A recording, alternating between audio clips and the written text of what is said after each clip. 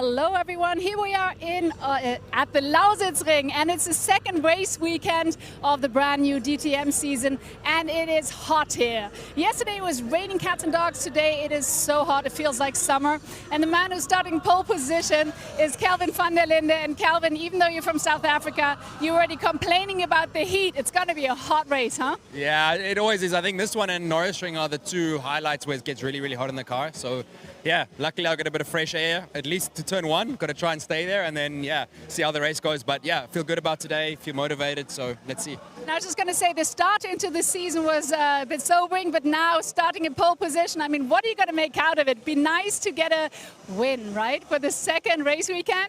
Of course. I mean, this championship, last year, you would be happy if you got one win for the season. So, you know, every time you get the opportunity, you want to take it. Today, we have a very good chance starting from pole. So, yeah, I know the team's going to do a great pit stop. We're going to do a great strategy. So, only positive vibes today. Absolutely. All right, then. Best of luck, positive vibes. And here are your commentators. Thanks very much indeed, Verena. Welcome everybody then to round 3 of 16 of DTM 2024. Kelvin van der Linde, the third different pole sitter from 3 qualifying sessions, and he did it by just 0.06 of a second a few hours ago. That the closest qualifying gap that we've had in the GT3 era of DTM, and quite possibly the closest gap ever, full stop. It was a mighty effort by Kelvin. He had issues with the car at Oschersleben. Really, they couldn't fathom out what it was, and Kelvin said it was even worried about it being a problem with my driving. But they took the car apart, they stripped it completely down, and they found that there was a crack in the weld on the chassis, fixed it. He's been super quick all weekend long here, including in free practice in the dry and the wet, and today he gets his first pole position since 2022 at the Lausitzring. His 7th career pole position, and Kelvin van der Linde will start looking for his 6th win in the DTM. So we can go back down to the grid now and catch some more reaction ahead of the race with Verena Riet. And here he is, our reigning champion, Thomas Preining. Thomas, usually we don't talk about the weather so much. We concentrate on what position you're starting in, but it seems like that's one of the main topics today with the drivers, even though you're starting in P2, which is a fantastic starting position, but the weather really is an issue, huh? It's hot. Yeah, it's really hot, and if you look over there, it's really dark as well, so I think we're in for a good one today. You never know what's going to happen. Could rain at the end of the race, so it's going to stay spicy no matter what, and this is what we love. And we love spicy races, so how are you going to make it very spicy, starting from P2, hopefully overtaking Kelvin? Yeah, it's the plan. He's a top driver though, so he won't make it easy for me. This is clear, and yeah, I will do my best. I'm sure he will too, and let's see whose best is better. Let's spice up the race. All right, then. Thank you very much. Best of luck, Thomas. And now we're going to go over to P3 because Ricardo Fella, I can see him already. He's all chilled. If you look at him with his sunshades, and he's always keeping his calm. I don't know how he does it, even though it's hot, as we already mentioned. But there he is. There's Ricardo. I was just mentioning he always looks so cool. I mean, obviously starting from P3, that's also a good starting position. So are we going to see you smile later on the podium, hopefully? I can even smile now, so there's always a reason to smile. Now I'm really looking forward to the race, and yeah, hopefully to step on the podium a bit later. And how tough will it be? I mean, is Lausitzring one of your favorite tracks? Maybe not my favorite, but one of the best we have in the calendar. So yeah, let's see. I think our car is working quite well. Let's see how we are on the long run, but should be fine.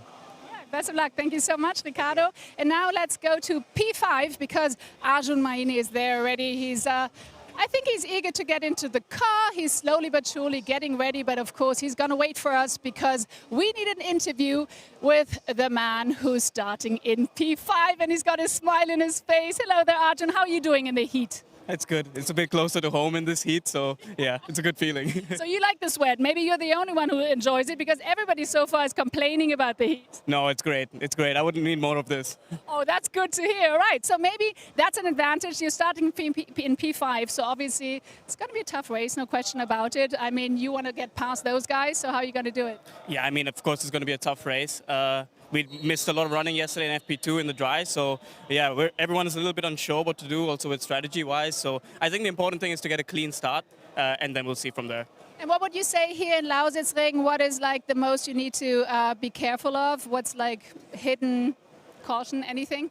Yeah, I mean, it's a bit like everywhere. I mean, it's a little bit more forgiving than other tracks, but of course, like T6 is like quite wide. So yeah, if you can have a big dive bombs, so you have to just be careful and look in the mirrors. All right, Arjun, so enjoy your hot race and hopefully see you later on the podium. Good luck. Thank you so much. And now let's see where Nicky Thiem is. He's starting in P6, which is right across here. Let's see where he is. I can see him. And the good thing about Nicky is he's got this style that just kind of, you know, it sticks out. You just see him with the blonde and the beard and everything. And hopefully he's in good spirits. And there he is. Hey there, Nicky, how are you doing? Hello, Sunshine. How are you? I'm good. And yourself? You're keeping your calm in the heats? Yeah, I'm a little bit nervous. No. All good, all good. As if. Yeah, no, it's good. We're going to have some fun now. I hope we will, because Aschersleben was a bit tricky for you. It was a bit of a sobering stop, and now here starting in P... What is that? Everything. All right, just wondering. So anyway, so now starting in P6, and it's going to be, you know, kind of being in the middle of it, but obviously in your first season as a rookie in DTM, you want to show your best. So what are you going to do? Some magic to get all the way to the front somehow? I tell you what the magic is. I'm not going to break down there. I'm just going to do overlap, and then somehow I'm going to come out over there. So.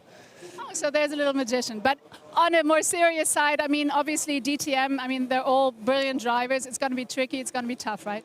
No, it's going to be super easy. So just going to take it as it is. Come, we're just enjoying life, living the dream. So, no, the guys did a really good job. So obviously we have me here up here and Mirko just behind me. So obviously it looks like it's like F1 here. Everyone is sorted in pairs here with Abd and Bantai. So yeah, let's see. It's going to be interesting. Obviously, you don't want to drive your own teammate into the car, but yeah, who knows? Let's see. Enjoy living your dream. Enjoy this race. It's going to be hot. It's going to be exciting. And we cannot wait to get this race started. So let's do it. Let's get racing. But first, here are your commentators. Enjoy. Thanks very much indeed, Verena. Fantastic to catch up with the drivers down on the grid. I did get beard jealousy, not to mention hair jealousy, every time Nicky Thiem is on the pictures. But he's in fine spirits, isn't he? You just saw that in the distance there. It's beautiful and sunny here, but over, I don't know, 10, 15 kilometres away in the distance, there are darker clouds, as this man Thomas Preining pointed out, and I can definitely see a cloud that has let go and there's some rain coming down. It's way in the distance. Whether it will come here or not, I don't know. I think the direction of the clouds, it looks like it might just miss us. There'll be a few drivers out there praying for rain, but that could be chaotic. There's been different forecasts between 5 and 7 o'clock this evening, and it's nearly 5 o'clock now. There might be a stormy shower, and that's a 50% chance. So we shall see. But well, for now, it's all dry, it's all sunny, and everybody's set to go for round 3 of the championship. Great to hear from Arjun Maini, the most improved qualifier of 2024. Last year, Arjun's average qualifying performance was 19th on the grid. This year, it's 4th. He's had 3 top 5 qualifying so far this year.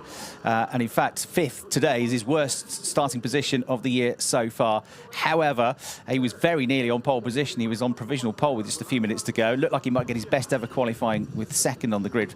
And then he just got pipped late on, but 5th on the grid. Good stuff for the fastest of the Mercedes drivers. There is the championship leader. What a nice sentence that is for Luca Engstler to hear after winning the 2nd round of the championship at Oschersleben. That's Luca Sauer, who has won more races here than anybody else on the grid. He's a 3-time winner at the Lausitzring. He's been on pole 4 times, and he's looking to equal the record of Gary Paffett with 4 race victories in DTM around the Lausitzring today if he can, but he's going to have to do it from 8th on the grid. You saw Nicky Thiem there getting ready to go, and there is Ayhan Cengiz, the Turkish driver. He'd definitely like it to rain. He was fastest in free practice 2 in wet conditions yesterday afternoon, and he's won here in the GT Masters in a wet race as well. So the Turkish driver will be happy if it rains, but probably happy if not as well, because he's 4th on the grid. 3rd on the grid is Ricardo Feller, chilled out and relaxed as ever. And there is the traditional pre-match food and nutrition for Kelvin van der Linde, because he's got his banana. He's ready to go from pole position to try and get a race victory here and become the 3rd different winner of this 2024 DTM season as we get set to go racing at the Lausitzring.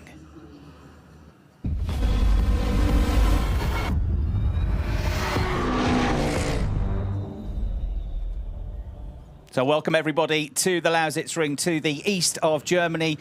We're around about 40 kilometres from the city of Dresden, pretty close to the border with Poland and the Czech Republic.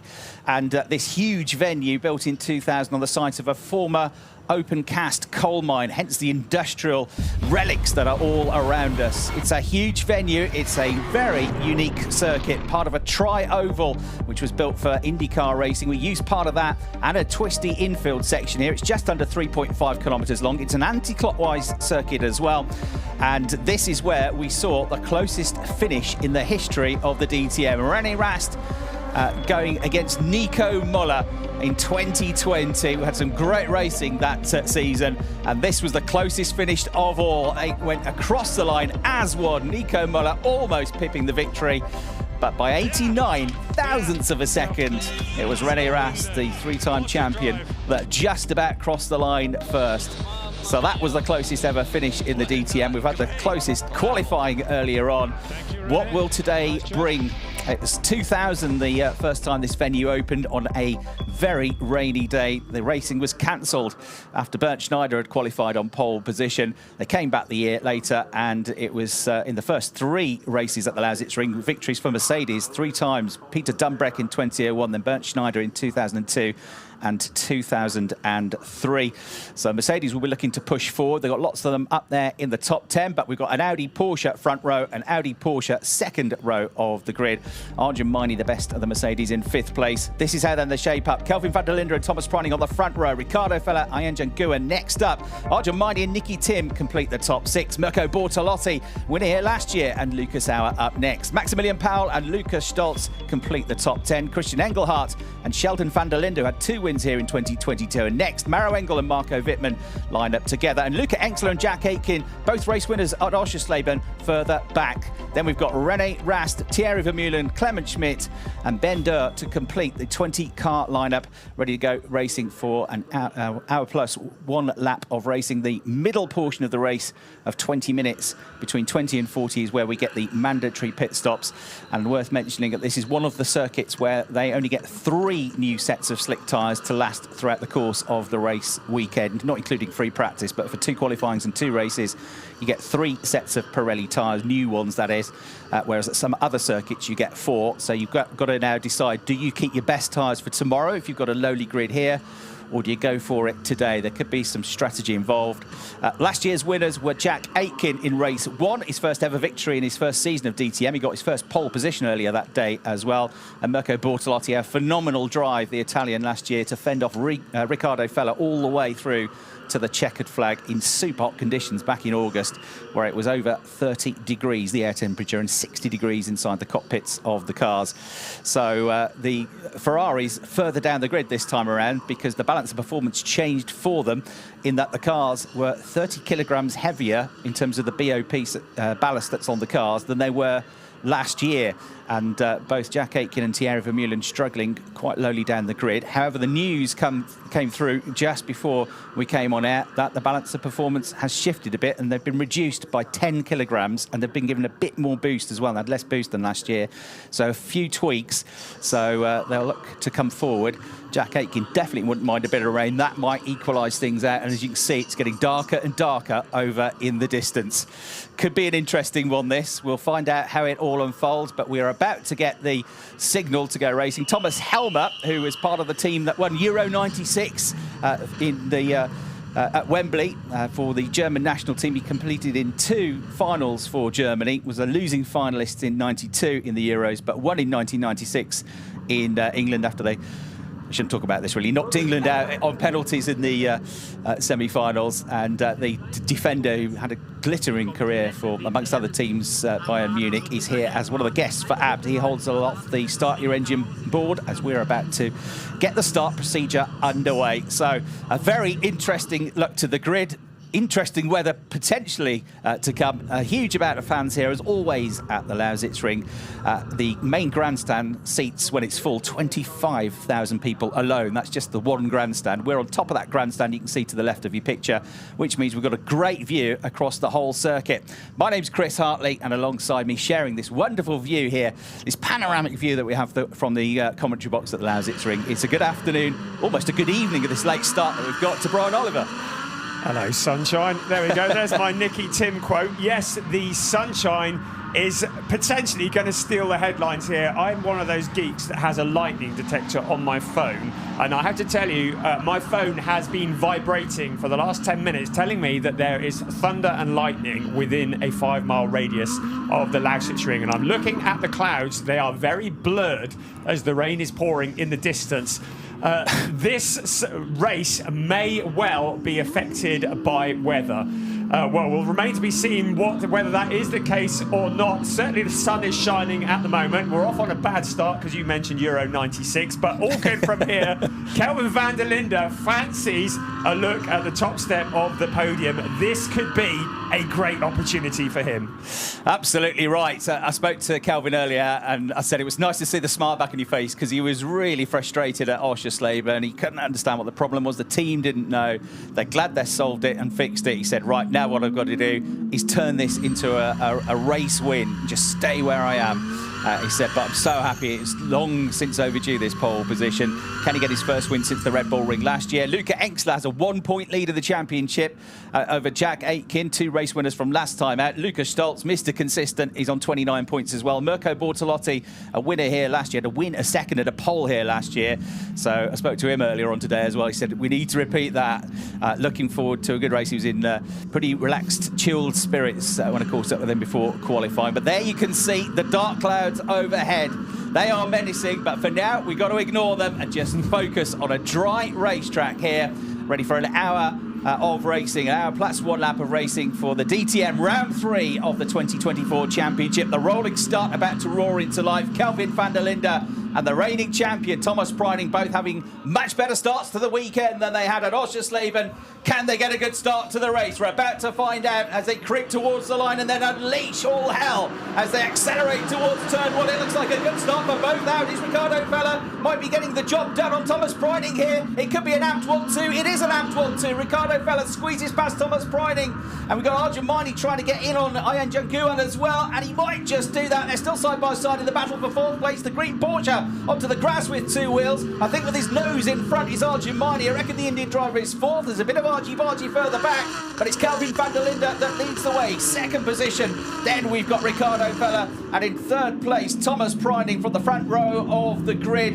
1 or 2 bits of contact further back, and then Rennie Rast has been caught up in some of that. He didn't have a great grid position anyway, but he's last one in the field. The 2 McLarens were pushing through the order. Thierry Vermeulen right at the back of the field as well. He's not had a good start. Yes, an incident involving Thierry Vermeulen is under investigation. That's just coming up on your screens now. So they go into turn 8, into the final sector of this near 3.5 kilometre long lap with an Abt Sportsline 1-2, the team that's had 5 race victories here in the DTM. In 3rd place, it is Thomas Preining. 4th, and looking very racy and looking for a podium finish if he can. And he's done it before. There's Arjumani. Just a massive flash of lightning then. The weather is closing in. Yes, Thierry Vermeulen doing a bit of grass track racing at the back. Sheldon van der Linde challenging Max Powell for position. Sheldon looking very, very strong indeed as they come out onto the pit straight. They duck to the inside. Max Powell looking to try and shut him off, but Sheldon van der Linde has his nose in the gap into turn 1. Can he get it slowed down? Yes, he can. He steals that position away. Max Powell going deep into the corner. Yeah, very good. And now he's having to fend everybody else off. Max Powell in the number 71 kart. Home race for the team from Dresden. Just a few kilometres away from the circuit. Bit of contact from Jack Aitken on the back of the Lamborghini of Christian Engelhardt as well. This is on board with Jack. 2nd in the championship. The British driver draws alongside Christian Engelhardt as they come out onto the tri-oval. Looks to the inside as well as they go into the left-hander. Rain is coming down a part of the circuit. He's bone dry on our part of the circuit, but rain has started to fall further down the start-finish straight. It is coming. This could be a nightmare for the drivers. They're suddenly going to find a massive lack of grip when they get to one part of the circuit. Is it going to just skirt round us? Are we only going to get a little bit of rain, or is it going to be proper? I think we're going to find out now with some team radio. He could sing that, couldn't he? Yeah. Hi, Jen Guan, reporting rain. The nightmare scenario where part of the track is wet and part of the track is dry. The teams will no doubt be onto the blur as well, warning other drivers. There is a lot of lightning around at the moment, and if a thunderstorm comes in, it will be proper rain. You can see the drops coming down in front of the camera now.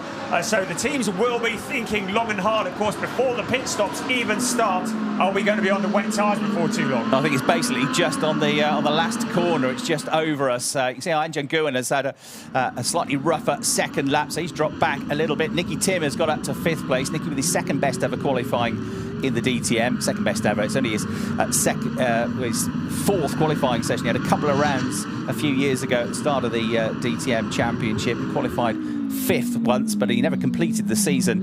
And as a Lamborghini driver, this is his first full season. His dad was a 19-time DTM race winner, Kurt Tim, and this is a dream for him. The Danish driver is the first of the Lamborghinis there coming through shot with the SSR performance car with those bright orange wing mirrors. Thierry Vermeulen has now caught up with Mauro Engel. Lucas, our radio. I mean, what they are doing with the BMW is always the same. It has 100 horsepower more than anybody else. Lucas Auer is not happy with the BMW's being quicker than him. Wet race has now been declared, which means they are allowed to put wet tyres on now if they want to, but it's surely nowhere near wet enough for that. But this is going to be the drivers are going to have to think on their feet here and drive by complete feel. You don't want to back off too much because everybody else will come flying past you if it looks worse as well when you're driving the car at 255 kilometres an hour. A little bit of rain in the air looks pretty serious on your windscreen, and it's just in that corner of the circuit here. We're right over the start-finish line. I don't think we've got any rain at all still, so it's just that one little corner of the circuit as Anjan Guan and Sheldon van der Linde go absolutely side by side. Mirko Bortolotti in that battle with them as well, and it's going to be, I think, the BMW that whips around the outside. Sheldon van der Linde, the 2022 champion. This is the rear-facing camera, and he is now looking back at Anjan Guan, who is dropping back in this race and hoping that the rain properly comes down. He banged the wet tyres on and show us what he did yesterday in free practice 2. Sheldon van der Linde absolutely dialed in. We saw him just making move after move. He was the quickest in a straight line in sector 3 as well. So that BMW very much dialed in. Thierry Vermeulen's caught up with Mauro Engel at the back. We've had notification. There is the rain. No further action. It has arrived. This is going to cause all sorts of problems. We're going to need to get in and get some wet tyres on the cars. Surely we can't continue on slick tyres with that amount of rain. Bizarrely, out on the pit straight where we are, still it's dry. dry. It's still dry and sunny. You'd have no idea if you were looking at over at the distance, the middle of the lap there at turn 7, turn 8, really lashing it down. Arjun Maini bails for the pits, but how long will the rain last? Max Powell is amongst those coming in as well. On the previous shots, we saw Jack Aitken finding a way past Christian Engelhardt. Right, wet Pirelli tyres being ready. This new compound of Pirelli wet tyre that only the DTM are using this year. No other championships using it till next year. And then they all stream into the pit lane, led by Arjun Maini. Maximilian Powell is coming in as well. Looks like Christian Engelhardt just behind. Mauro Engel. McLaren of Clement Schmidt also making his way into the pit lane, and Thierry Vermeulen, who was in stone last place and in a sense got nothing to lose. He might as well throw caution to the wind here and have a go. No, most of the field at the back end of the pack have come into the pits because they have nothing to lose. Why not take a gamble? Because this could turn things completely on their head. An unscheduled pit stop for these crews. They weren't ready for this 7 minutes into the race, but getting the job done. A roll of the dice from the back half of the field, I would say. Certainly 7 of the cars into the pits with wet weather tyres. They're now going to be praying and hoping and doing their rain dances. Is it going to last though? Because they look out the window and I think there's no way this rain is set to be in for 15-20 minutes. But on the other flip side, you've got to try and control 580 brake horsepower on slick tyres.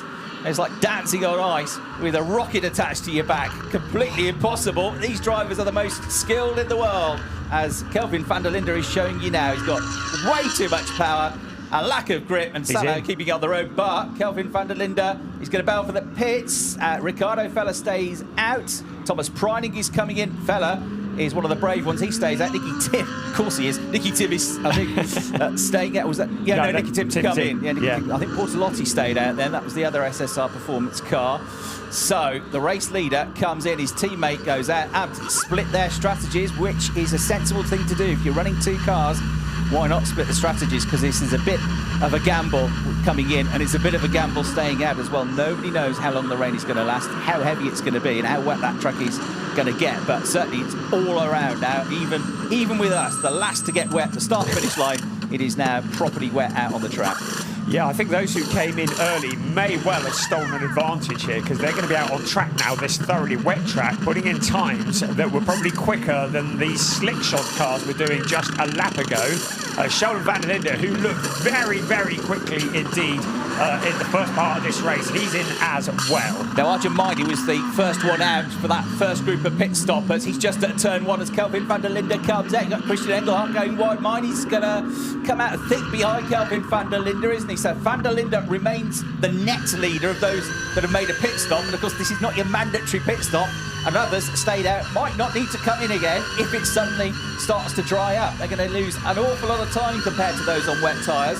But will it be so much that it was worth coming in to make the pit stop? Christian Engelhardt looks like he's got a big problem. No, it's a penalty lap. So he's come in with a penalty lap for an unsafe release, that was. So that's why he slows down. The penalty area will have to run through at reduced pace of 60 kilometres an hour, and that is 5 seconds it cost them. And this was pretty tight out the pit lane, just in front of Lucas Hauer, just in front. Oh, that's Luca Engstler going way off wide and trying to stay on the grass, the little strip between the gravel trap and the wall, which he does beautifully and stays on the road. So Luca Engstler stays on track. He's on slick tyres. So no wonder that's Ian Nguyen bailing for the pits as well. Not surprisingly, Luca Engstler comes into the pit lane as well. The championship leader then in. He's had enough of this. He wants the wet tyres on now. Ricardo Feller has also come into the pits, albeit a lap after everybody else. So I don't think that left anybody else. That's the replay of him, but in front of him was that Ian Nguyen, who's also there as well. Another unsafe release, this time Sheldon van der Linde under investigation. So all sorts of dramas unfolding. Mirko Portalotti, he's in for the wet weather tyres as well. Which means they've all been in now, yeah, that's everybody. So we are all on wet weather tyres. We thought the rain might come, didn't expect it within the first 7 minutes of the race, but we are on wet tyres. We were sunbathing about a quarter of an hour ago. No such luxuries now. Of course, now the question is, how long will the rain last? That's a slow stop for Rene Rast. Problem there. You can see the frustration in the car. So issues for Rene Rast on his pit stop. So at the end of the first split, it is Kelvin van der Linde, the race leader. Second place, Maro Engel. I've been watching the pit stops. Maro got ahead of Arjun Maini. So Arjun Maini is third of the runners. And then it is going to be in fourth place, Nicky Tim, followed by Thomas Preining in fifth. Max Powell, winner in the wet at the Nürburgring last year, remember. He is there on his home track with the family-run team in sixth place, just ahead of Lucas Hauer in seventh. Rene Rast is still there, still stranded. And the former race winner here at the Lausitzring doesn't look like he's going to be rejoining this race anytime soon. That is unbelievable how much rain has come so quickly. I mean, even when the rain was chucking it down 2 minutes ago, the sunshine was actually still out, but that has well and truly disappeared now, and there was no choice but to come in and change to the wet tyres. Some of them opted to come in very early. Some of them tried to brave it out, including Ricardo Feller and Luca Engstler, but in the end they all had to succumb. So now it's going to be a changeable track, because I still don't think this is going to remain a wet race and a wet track until the very end of the race. So we'll see. I mean, I might be completely wrong. We get some team radio now from the 2022 champion. Okay, Sheldon, so we have to do the penalty lap in the next lap penalty lap for unsafe release. Why, mate? Yeah, for them it was too close with our. Sorry. Yeah, so that was the replay we saw. What? Why? So you can go past the pit wall and get the signal one time only to say you've got to come into the penalty box. You have to do it after that. So we will have to come in. That's on the exit to turn 5. And that, with everybody pretty well stacked up and bunched up still, is going to cost him a lot of time. And the safety car is now being deployed, which is good news in a sense for Sheldon van der Linde. If he can dive into that penalty zone now, he won't lose too much ground. So the race leader, Kelvin van der Linde, just leading them into turn 6 ahead of Maro Engel. was 2.5 seconds clear. That is now going to dissipate. So Kelvin will be a bit frustrated by this because he had a nice big cushion. That's going to evaporate, pardon the pun, down to nothing now with Maro Engel second. Nicky Tim had got past Arjun Maini as well while we were looking at Sheldon van der Linde's dramas. So Nicky Tim third, Arjun Maini fourth, Thomas Preining fifth, Max Powell in sixth, Lucas Auer in seventh, Sheldon van der Linde eighth, but having to go through the penalty zone. Christian Engelhardt carried on after his penalty run, still there in the top 10 in ninth. Thierry Vermeulen, remember him at the back of the field on that one? He's up into the top 10 now in the Ferrari. Yeah, what did we say about those who came in early for the wet tyres? Certainly gaining a bit of an advantage. Now, Sheldon van der Linde really does need to get into that penalty box quickly because he could gain an advantage now while they're behind the safety car. But, of course, if he does it when the cars are all bunched up together, which will be in a lap or so's time, he will lose so many places if he goes through because the cars will all be nose to tail. You can see how hard the rain is coming down. How long will this shower last? The teams and their strategists will be doing lots of calculations because we've got the pit window that will open up 20 minutes into the race for the mandatory stop. If it does stop raining, then the teams will want to bring their cars in as late as possible with the wet track. Right, down in a slightly soggy pit lane, let's catch up with Verena. And I'm now here with René Rast. And René, what happened? We didn't even see it. Why did you have to end the race? I wanted to restart after the pit stop. I wanted to leave my pit carriage, and then the car just stalled and didn't start again. So we need to analyze what happened.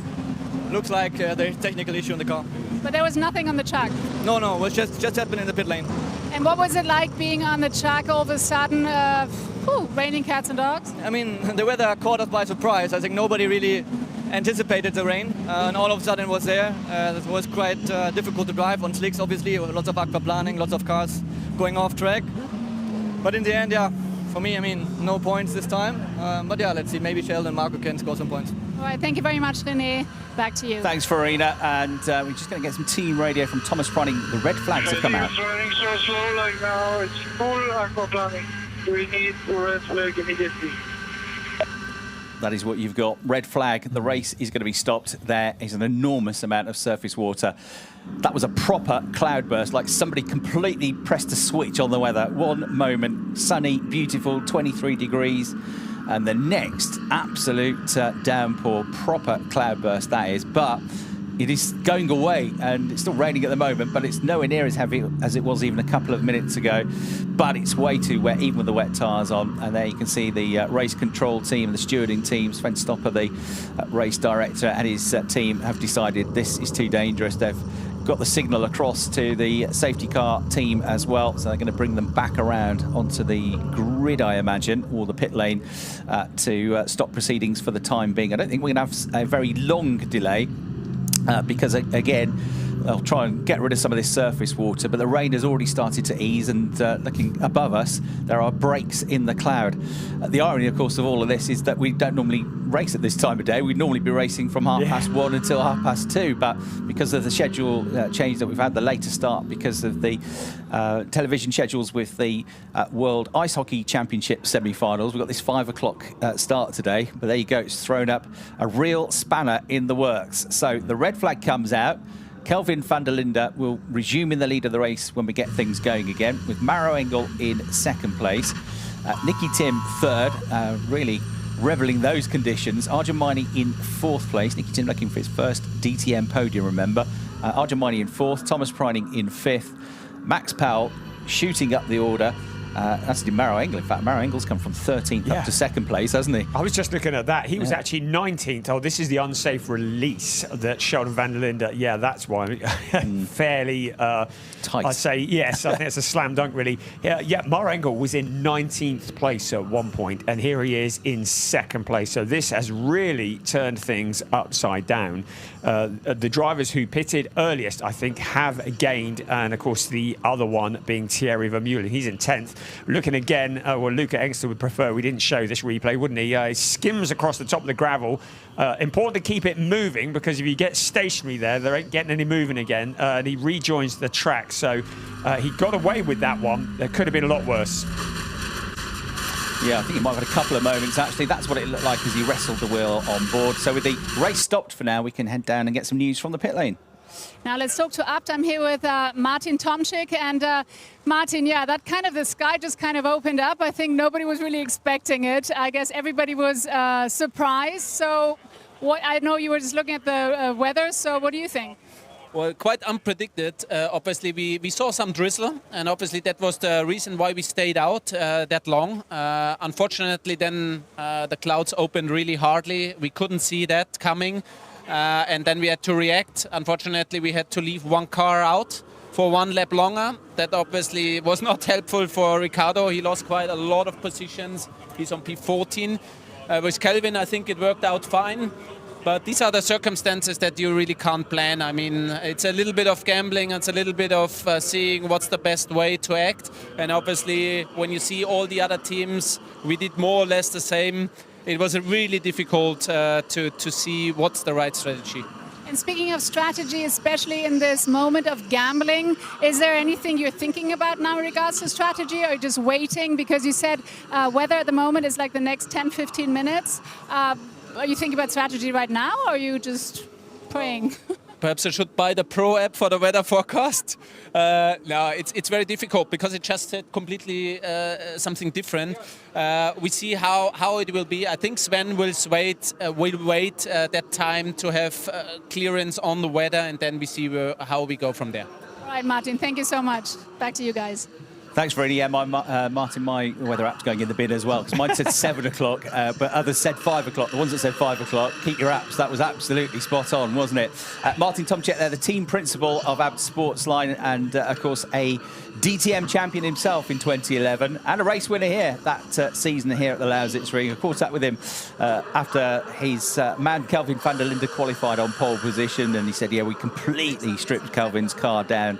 Worked really, really hard, a lot of hours to get to the bottom of the problem, but we always had faith that we'd get it done and that Kelvin would still be up there, and they were justified with that. Great performance yesterday in free practice, and an even better performance in qualifying today. I asked Martin if this was one of his favourite tracks as he was a race winner. He said not really so much the track, he said, but I love coming here because the fans in this part of Germany are brilliant. He said they're so polite when they're coming round. It's an open paddock. They can catch the star drivers, get autographs, get selfies, meet up with people like Martin Tomczyk. He said they're so polite and friendly, and they're so enthusiastic about the racing here in this part of Germany, and we always get a really big crowd. So, yeah, he's perhaps not the biggest fan of the racetrack itself, but of coming here and as the whole experience very much is. Drivers getting out of their cars. We've had news that the restart time, you may have seen on the graphic on your screen, is going to be at 5:29, so that's less than 7 minutes away. And I think I'm right in saying it's still raining, but it's much, much lighter than it was when Armageddon happened about 10 minutes ago, Brian. Armageddon out of here. So what will happen with tyres? So you can see them just taping up the front. Good luck getting that to stick on a wet bit of bodywork. Trying to improve or make the ventilation a little less. There's René Rast.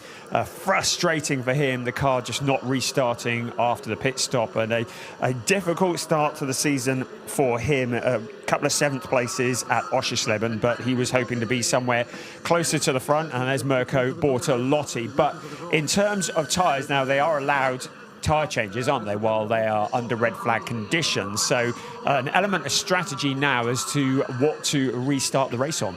I don't think I'll put slicks on, put it that way.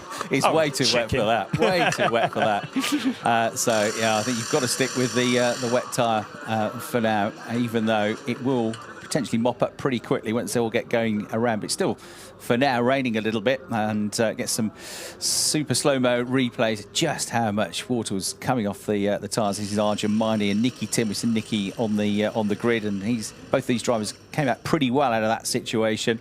And that was the move that we didn't see. Nicky Tim slicing his way up the inside of Arjun Maini to get 3rd position. That was on the run through the final corner at turn 12, and some on board from Thomas Preining as well. Okay, let's get some more news down with Verena. All right, and now up in the front also is Maro Engel. Maro, wow, the sky just opened up and there it was, and now you guys are waiting here, red flag.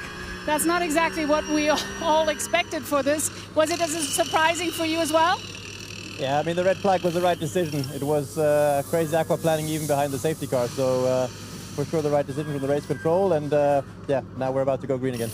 All right, thank you so much. Best of luck for the race. About to go green again. That sounds good for us. So back to you. Yeah, less than 5 minutes before the race restart, and Maro Engel, well, with all of his experience, and he's a brave driver as well. Go back to his brilliant wins that he's had around the streets of Macau as a GT World Cup winner. That's not a driver who's afraid of conditions and of pushing things to the edge. And if he says it was the right decision to bring the red flag out, there was an awful lot of aquaplaning, then he's correct. Aquaplaning being where essentially the tyres no longer are making any kind of contact with the surface of the road because there's so much surface water. You become a jet ski, essentially. You've got no control over the car whatsoever. I'm sure we've all had that heart-raising moment when you're in these sorts of conditions on the motorway. You're driving somewhere and suddenly you hit a huge puddle of water and the car just suddenly snaps away from you. It's a horrible moment, and try doing that when you're driving at 250-odd kilometres an hour in one of these GT3 cars. So they'll get restarted. Still 3/4 distance to go, but before we do so, and get some more from the drivers with Verena. All right, I'm here with Kelvin van der Linde complaining about the heat, and now this. Oh, wow, nobody expected that. And now you've got a few more minutes. For you being in the front, is that good? Because then you get less rain in the window? Yeah, for sure. I got no spray, but of course, these are the hardest conditions we can have as drivers. So need a full focus now. We still have a long race ahead, so fingers crossed. It was really a jungle out there, right? It was very dangerous. It wasn't a jungle, it was more like a lake. We were swimming quite a lot, so yeah, I don't know, it makes it interesting, so let's see. Oh, I love your attitude. Best of luck for the race, Kelvin. Back to you. Thanks, Verena. That's an excellent point, actually. The spray is going to be pretty horrendous at the restart with 19 cars left in the race, flicking up all that water. That's what the tread on the tyres does. That's what it's designed to do, pick up the surface water and flick it away from the cars. So that is going to be an issue for everybody except for Kelvin van der Linde. The downside for Kelvin is that he's the first one to arrive at every corner, so they can all use him as a benchmark. If he brakes too late and he goes wide, don't do that. Don't follow him. Or if he brakes in exactly the right point, you know if you're following him, that's the best place to brake. That's the best line to take. Sometimes the racing lines are different than a normal dry track because the inside line through a corner, which has got all this surface of rubber film from the slick tyres on the surface of the track, that becomes super slippery, and sometimes staying off that and staying wide and high around the corners, even though it's a slightly longer route, provides more grip and more traction. And in the wet brine, it's all about traction. It's not how quick you go into the corner, it's how much speed you can take through the corner and how quickly you can get back up to a maximum speed with your acceleration. Yes, and as you say, they're all going to be looking at Kelvin van der Linde when this race restarts. But he does have the advantage of no spray, apart from maybe the safety car being driven by Ron Dobmeyer, who is a fireman in his spare time. Ironic. Yes, indeed, yes. Need some water. So, yes, he'll be leading the field around in a bit. Just in terms of other housekeeping, you did see Jack Aitken doing a little pirouette in one of the replays, and he got together, it would seem, with Clemens Schmid. That's been reported to the stewards. We'll let you know if there's any further updates on that, but he is down in 16th place at the moment. Clemens Schmid in 11th place, so clearly some issues between the two of them.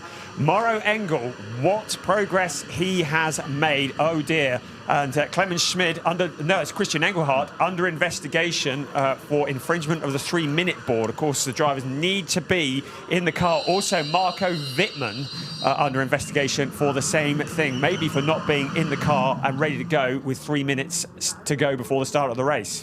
And that's confirmed on screen. So the grid is now cleared. The clock stopped with 45 minutes and 50 seconds remaining on it. There is a very cool customer, Kelvin van der Linde, getting ready to go. Let's get his thoughts on team radio. So there will be minimum 2 laps of safety car, and then a safety car restart. I will let you know when. And they postponed the pit stop window obviously to the back then. So yeah, minimum 2 laps behind the safety car and then safety car restart.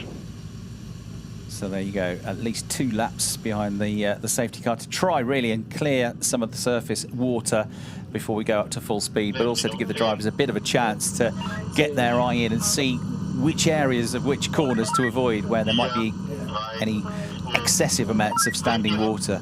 Certainly when we had the rain in the free practice session, the second free practice session yesterday, if you went wide through turns 2 and 3, beyond the curb there, it was holding a lot of water, a few puddles there, so you've got to be careful of running too wide and beyond the curbs as well. Clement Schmidt might be being looked at the moment, and had that contact with Jack Aitken. The two McLarens didn't actually do a great deal of running in the second free practice session in the wet yesterday. They were quick in the dry in free practice. One of them, Ben Durr, was in the top 10. Clement Schmidt was just outside of the top 10, and the team, the family-run Durr Motorsport team, Rainer Durr's team, new to the DTM. McLaren are, for the first full season of DTM, having a campaign in the championship. It's the first time ever that a 720 McLaren has raced in the DTM, and Clement Schmidt has already scored in both of his races so far. He's been in the top 15, he's had a 12th and a 15th, he's scored points in every race so far, and he's made good progress from the back of the field up into 11th place for this restart. What a difference half an hour makes. Half an hour ago, we were basking in the sunshine, starting the formation lap for what we thought was going to be a dry race. Here we are, half an hour later, and it's a bit of a reset. Quarter of the race is gone. The clock is ticking, so time now being counted. You heard the message that's saying, well, the pit window might be delayed. It's not delayed that I can see, certainly no notification of that. So we'd expect the pit window to open 20 minutes into the race, but we'll need confirmation of that. But it's strategy, it's tiptoeing. First job, get the heat into the tyres, into the brakes. But you can see already a bit of a dry line appearing on the draw. It's still raining, but is that a dry line, or am I just being hideously optimistic? A less really wet line, I suppose we could call it. Wet, yes. But yeah, I mean, what you would do if it does stop raining, you try and stretch your first run now and leave the pit stop as late as possible, just in case there's a point at which you think, actually, slick tyres might be an option now. What you don't want to do is come straight into the pits as soon as the window opens, change, put wets on, and then you do another 15 minutes, and then suddenly you think, oh no, it's drying out, I'm going to have to come in again and put slick tyres on. So I would imagine everybody will leave it as late as possible, but again, you have to have plan B, plan C, plan D, not just the weather, but where are you in the race? Are you getting stuck in the pack? Can you try something different to leapfrog up the order? And as is often the case, it is those that are further down the order that might try something different. Race laps for Wells in Africa and BWT Best Water Technology in association with the ADAC, who run the championship, donate €4 to every lap that is complete of a race, combined, all of the laps added up from all of the drivers, and you can see the totalizer going up and up there. And we also had a run around the circuit, 2 laps around the circuit, 6 kilometres. All the drivers took part in it, and money was raised towards a project that BWT and the ADAC have been looking after for a good few years now, where they raise hundreds of thousands of euros for poorer countries, Gambia and Tanzania, where they can help improve water. And the reason they're around 6 kilometres was that's on average how far in those countries you have to go, have to walk just to get some clean water. Let's hear from Thomas Preining. Honestly, 6 to 1. On start finish, we cannot drive. Even now, I don't see anything. So Thomas just giving a bit of feedback of what the track is like from what he can tell, because they're only doing a third of the speed they're going to be doing once the safety car is unleashed. But so it's a minimum of 2 laps behind the safety car.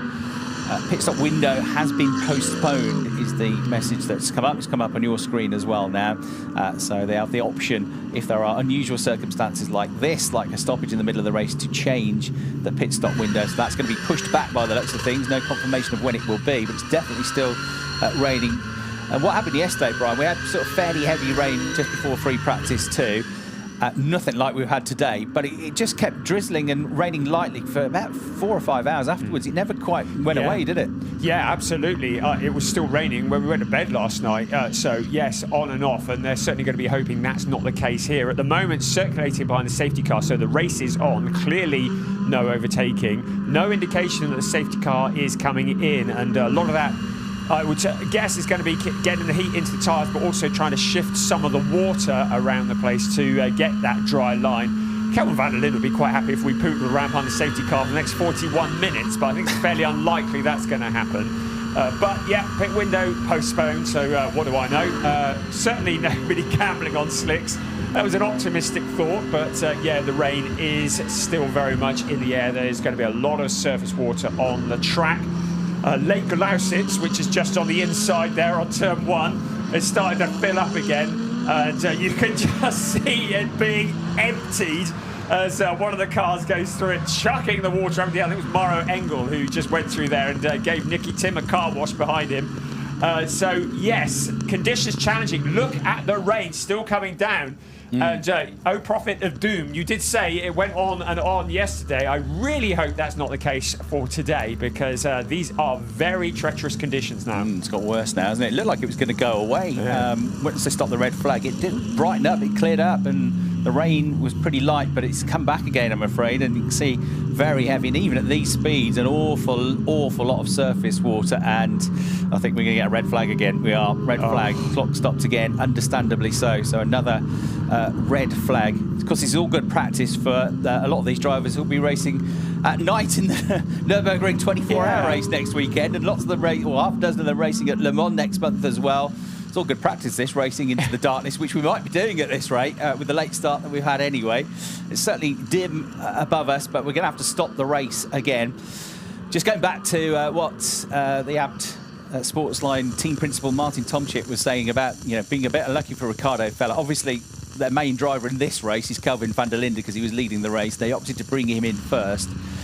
And because the rain got way heavier just in that couple of minutes on the next lap, Ricardo Fella went much slower on the slick tyres than people had been able to go before. And just coming in one lap later from second place, as he was before the pit stops happened, he dropped all the way down to 14th. So Ricardo didn't get the rub of the green there, but the rule with the pit stops is they've got each team's only got one pit stop station, so you can't bring both your cars in at the same time. The exception being Schubert Motorsport, because they got their team with 3 cars, not that 3 left in the race now, but they've got 3 cars, so they were allowed a second pit stop station for the first round at Oschersleben. But for from the second round of the season onwards, the 2 best placed Schubert drivers in the championship have to share one pit box, and the one that's lowest down in the championship gets their own. So that's the way they do it. They don't get 3 pit boxes, so there's no advantage for them. Cars then being slowed down, and it's almost worse than it was in the first place. Well, isn't it? I'm just looking down at the massive grandstand on the home straight, and the very brave spectators, of which there are many thousands, were all sat in the rain towards the front, and I've just watched them all one by one get up and move to the seats at the back. Under the roof. Under the roof. And I mean, fortunately, this wonderful facility has seating for many thousands of people. They need it, particularly when there's a roof up above. Maro Engel's on the blower. Let's see what he's got to say. No chance for a restart now. No chance. It's at least as bad as when we stopped before. Yeah. Worse. It's worse, isn't it? Yeah.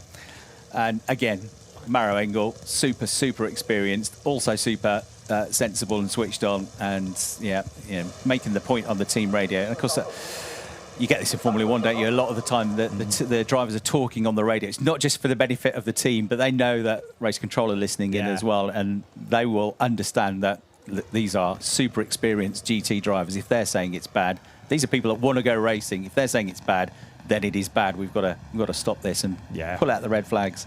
And it's an absolute river running down the pit lane at the moment, looking out the window, and it is a proper river.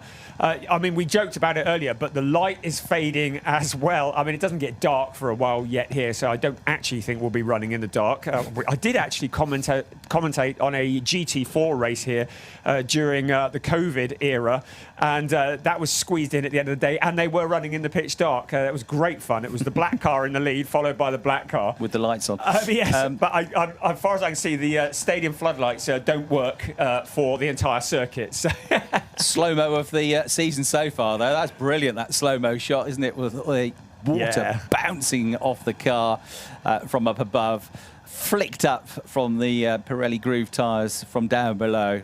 Super slow-motion shots there. It all looks beautiful. It looks artistic, but unfortunately, it does mean we're not racing at the moment.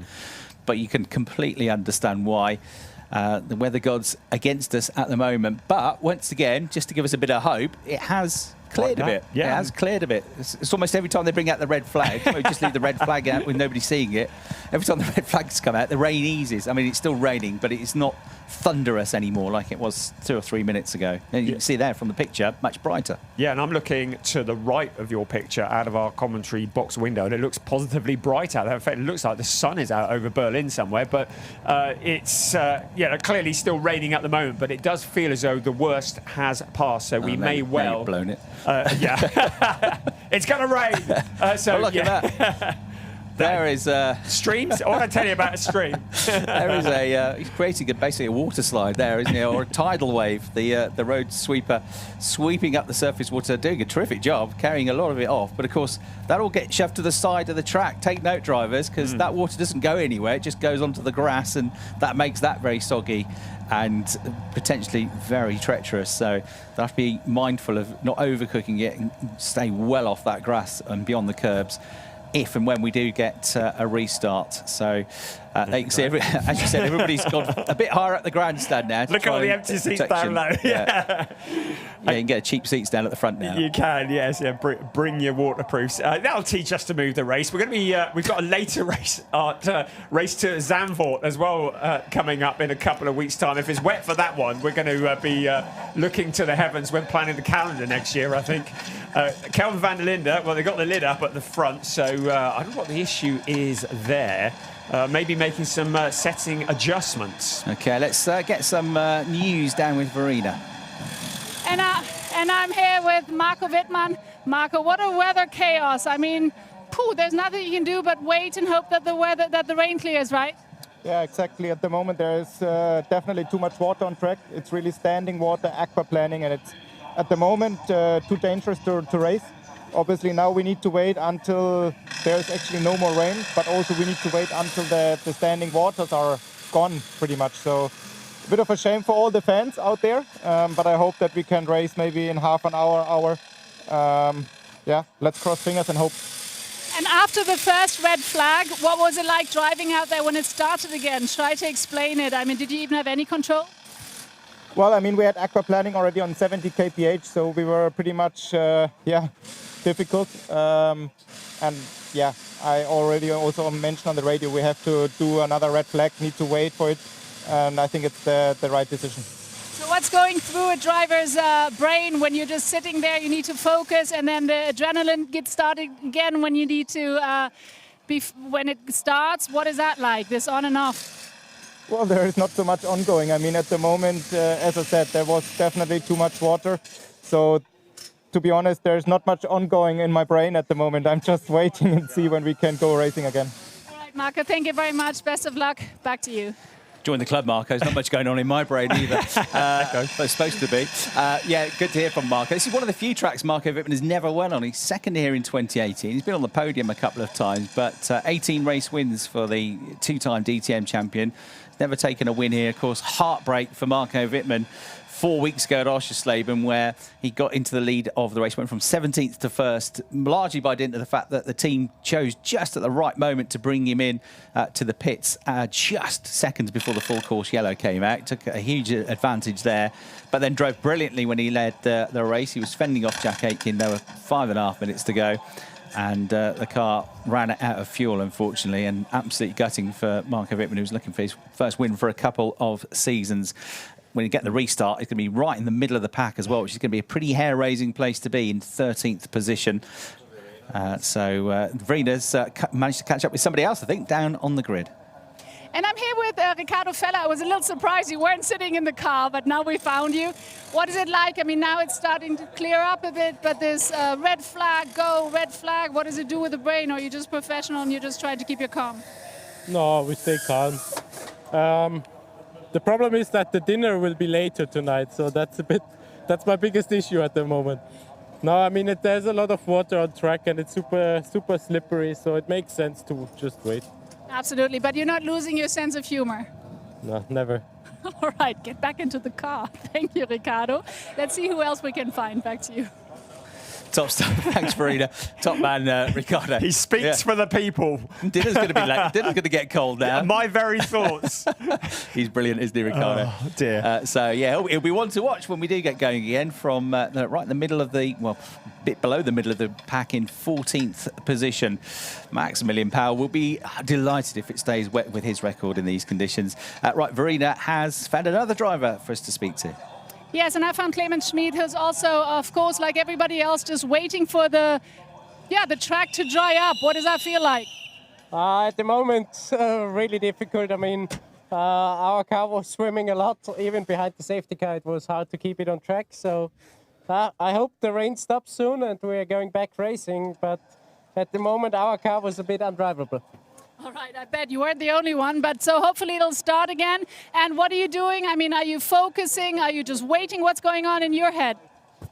We can't change the weather, so I try to relax a little bit, and then as soon as we get the information it's green again, we will full send it and push again.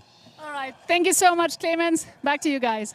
Thanks, Verena. Estimated restart time is 10 minutes, well, less than 10 minutes away now at 5:54. It's 5:45 in about 10 seconds' time, so 9 minutes away from that. That's the estimated start time. Just to bring you up to speed with Clemens Schmid as well, he was being looked at for an infringement under the 3-minute board for the original restart. That's no further action anymore, so no further action for him, no further action for Marco Wittmann either. A lot for the stewards to try and keep on top of here. And we've got Jack Aitken going back towards his car, and 16th place he's going to be, so he's going to be on a charge with almost nothing to lose. Christian Engelhardt doing a good job. He's in 9th place at the moment. We've got 3 Lamborghinis in the top 10, haven't we? Nicky Tim will restart in 3rd place. Max Powell will restart in 6th position, the Nürburgring wet race winner from last year. And Christian Engelhardt, winner of his first DTM race last year at the start of the season as a Porsche driver at the Oschersleben circuit. He's, as a Lamborghini driver these days, going to be starting 9th for the restart. So it would be Kelvin van der Linde, Maro Engel, Audi from Mercedes, then the Lamborghini of Nicky Tim, 3rd, Arjun Maini in the Mercedes, 4th, Thomas Preining, Porsche, 5th, Max Powell, Lamborghini, 6th, Lucas Auer, 7th in the Mercedes, making a bit of progress, Sheldon van der Linde making a bit of progress as well, 8th place. Won both races here in 2022 on his way to the championship title. And Christian Engelhardt 9th, as I said, in the Lamborghini. And 10th, the first of the Ferraris, Thierry Vermeulen. You heard from Clemens Schmid a couple of minutes ago. He'll restart 11th. Lucas Stoltz in 12th place. Marco Wittmann 13th in the BMW. Then Ricardo Feller, who was, remember, running in 2nd place before all the heavens opened. He's 14th on the restart. Mirko Bortolotti, I haven't spoken much about him, but the driver that had such high hopes at the start of the day, having won and finished 2nd here in the 2 races last year. He's going to be back 15th place, as we hear now from Jack Aitken. Lorenz, I completely agree. If a driver goes out, we need to make sure that he doesn't get wet. Otherwise, we have the fog inside the car when he's jumping back into the hot car. Yep, good point, because you go out of the car, you get wet feet, and then that evaporates, and then very easy to, I mean, these cars can steam up anyway, can't they, when you've got these sorts of conditions. Yes, one of the many challenges that you don't think of when you're sat watching these on television, looking at the prancing horse of Jack Aitken. And never mind the pessimism of Marco Wittmann. An hour delay? I don't think so. We're going to be running again in 7 minutes. Although, again, without wishing to be doom and gloom, I can still hear thunder rumbling around. And it's still pretty dark. Ricardo Feller's stomach, I think. Yes, my stomach as well. Not about his dinner. Yeah, we need to get this thing going, because this is probably not the last shower that we're going to see this evening. So we need to get a window in the weather and get this thing run, and particularly before it gets dark. So still 14 minutes to go. I reckon we're going to have a few laps behind the safety car. Far as I can see, none of the puddles are moving. So I believe that the rain has stopped at the moment. We just need it to stay that way now, certainly for the next 50 minutes or so. Bet the weather didn't interrupt the Ice Hockey World Championship semi-finals, did it? Having a lovely time under the roof there. But it's caused chaos here so far in this race at Oschersleben with 2 red flag periods. But a look out across from the commentary box now, across the final sector, turns 10 and 11. And beyond that, it is blue skies with actually fewer clouds in it than there were before the start of the race, but it was beautiful anyway. So it is looking much more optimistic now than it was 10 or 15 minutes ago. So cars and drivers getting ready. Let's get back to Verena. And I'm here with Olaf Manthey. Oh, the weather chaos. I mean, it's raining, it's drying up. Now we're waiting to get restarted. I guess that's a pretty tough situation. Yes, it's pretty tough because we have for some minutes heavy rain and seas on the track. We have race cars and not boats. For this, it was clearly that we have a red flag. That we have it 2 times, okay. But I hope that will coming not more now, and that we have for the rest clear race. And also, of course, safety is first. I guess that is, everybody understands that, every driver understands that. So I guess it just means we all need to just pray that hopefully we can restart soon. Yeah, I think the restart was dated for 1754. And I think then it will not more stop it, and we will have a clean race. All right, so let's hope for the best. Thank you very much, and back to you. Thanks, Verena. Great to hear from Olaf Manthey, the team boss at Manthey EMA, who, of course, won the Teams and Drivers' Championship last year with Thomas Preining. He's seen it all before because he is a legendary figure at the Nürburgring 24-hour. His team has a record number of victories, 7 at the Nürburgring 24-hour race, and that is whatever month it is in, May or April, whenever they run it. It's always subject to weird weather. Rain, hail, snow, 35 degrees sunshine. It has it all. So Olaf has seen it all before. The former runner-up on 2 occasions himself as a driver in the DTM, and as a rover driver back in the day. They also ran Bert Mailander back in the day as well. Of course, he's the safety car driver for Formula 1 these days, so he knows a thing or two about what sort of conditions are safe to drive in. But as you can see there, the rain has almost completely gone away now. We've still got a lot of surface water to deal with, so Brian is right that we're going to surely have a few laps behind the safety car before they go back up to full pelt.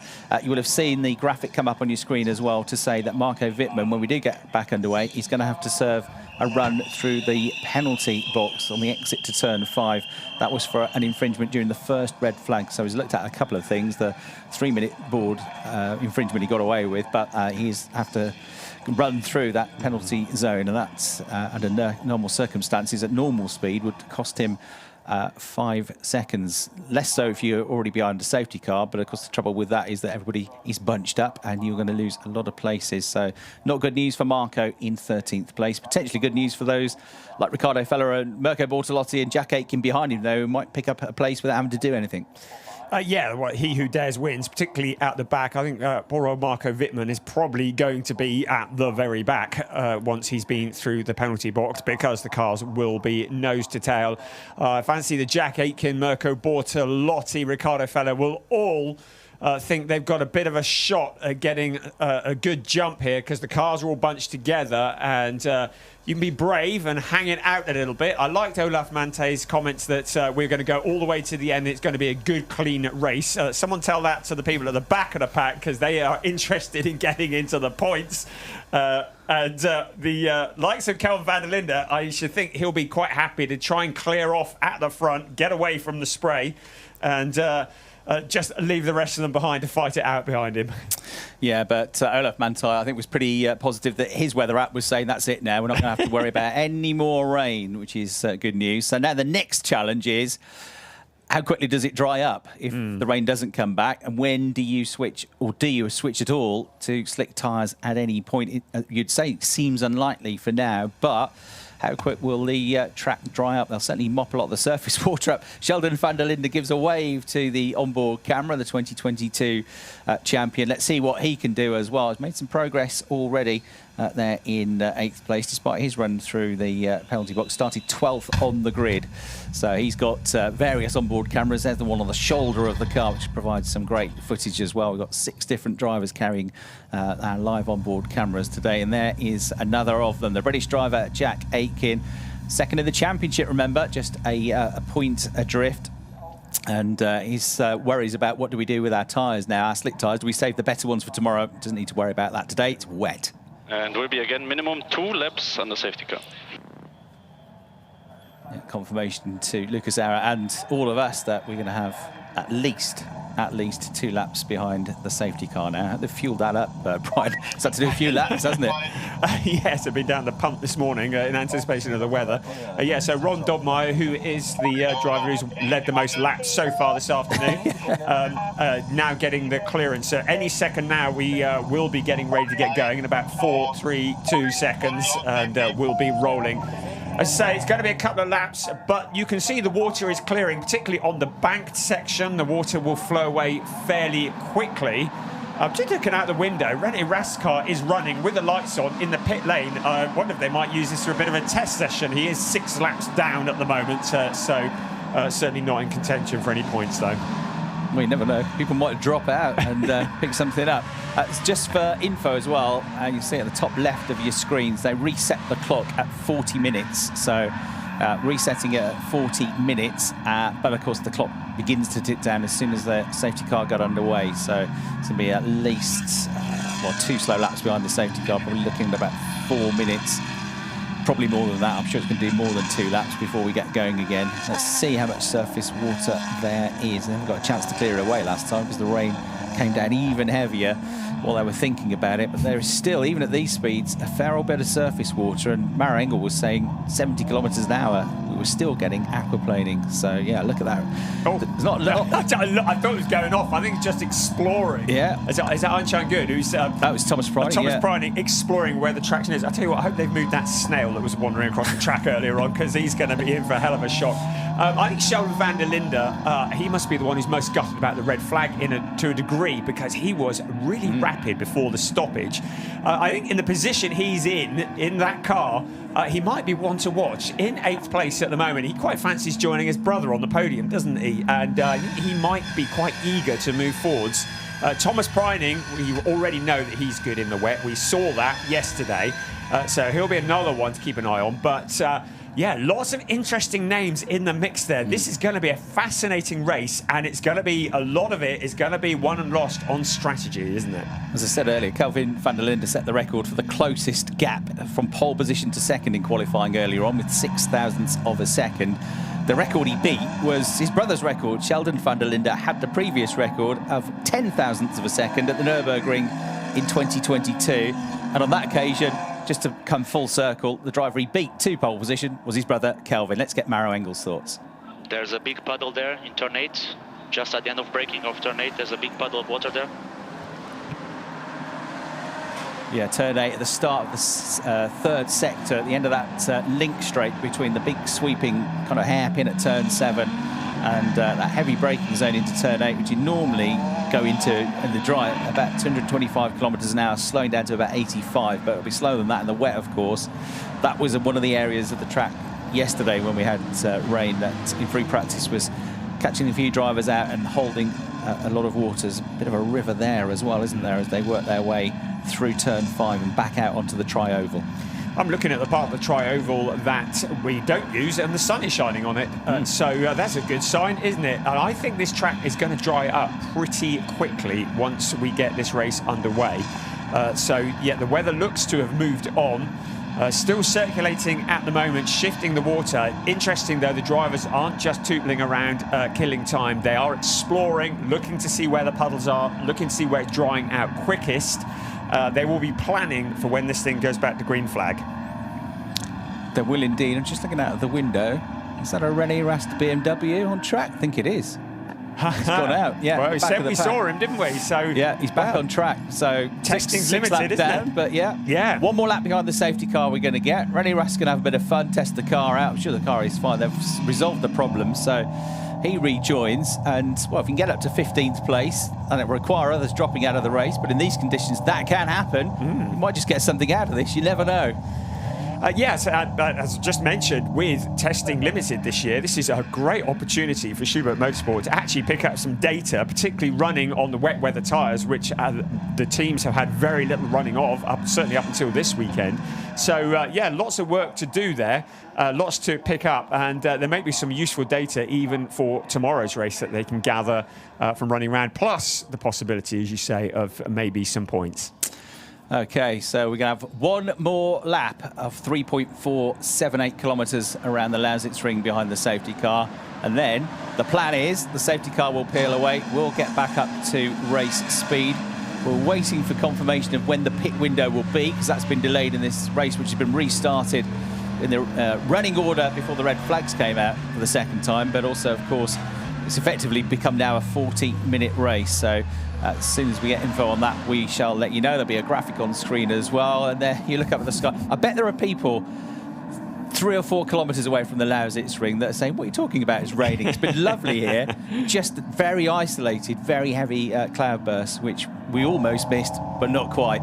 And that's what's caused all of the chaos. So now the drivers, it's an exploration into the unknown. Yes, they've driven around behind the safety car. That's not proper racing and not going into the corners anywhere near as quickly as they will be once that safety car peels off. So then you've got to go, well, how much grip is there? How late do I dare brake? And you'd have to do everything differently. You have to brake more progressively. You don't stand on the brake because that locks the wheels up, sends you into a skid. You have to turn in earlier, even with the wet tyres on, because the front of the car doesn't want to react. So you have to turn into the corners earlier to make sure you hit the apex. And again, it's about being a bit smoother on the acceleration as well to avoid any wheel spin and get that traction down as smoothly and as effectively as you can, rather than standing on the accelerator and just delivering horsepower which spins the wheels up and doesn't actually get you going forwards. Right, so the safety car is going to peel off. We've got just under 34 minutes left on the clock. It's a very wet track, but thankfully the sunshine has returned. So we're going to get some racing in here at the Lausitzring. It is 6 o'clock. We should have finished the race just about now. We're about to effectively restart it, and Kelvin van der Linde is going to lead them through. Maro Engel is going to have his mirrors full of a very brightly coloured Lamborghini of Nicky Tim, because here they come. The green flags wave. We go back up to speed, and the charge towards turn 1 begins.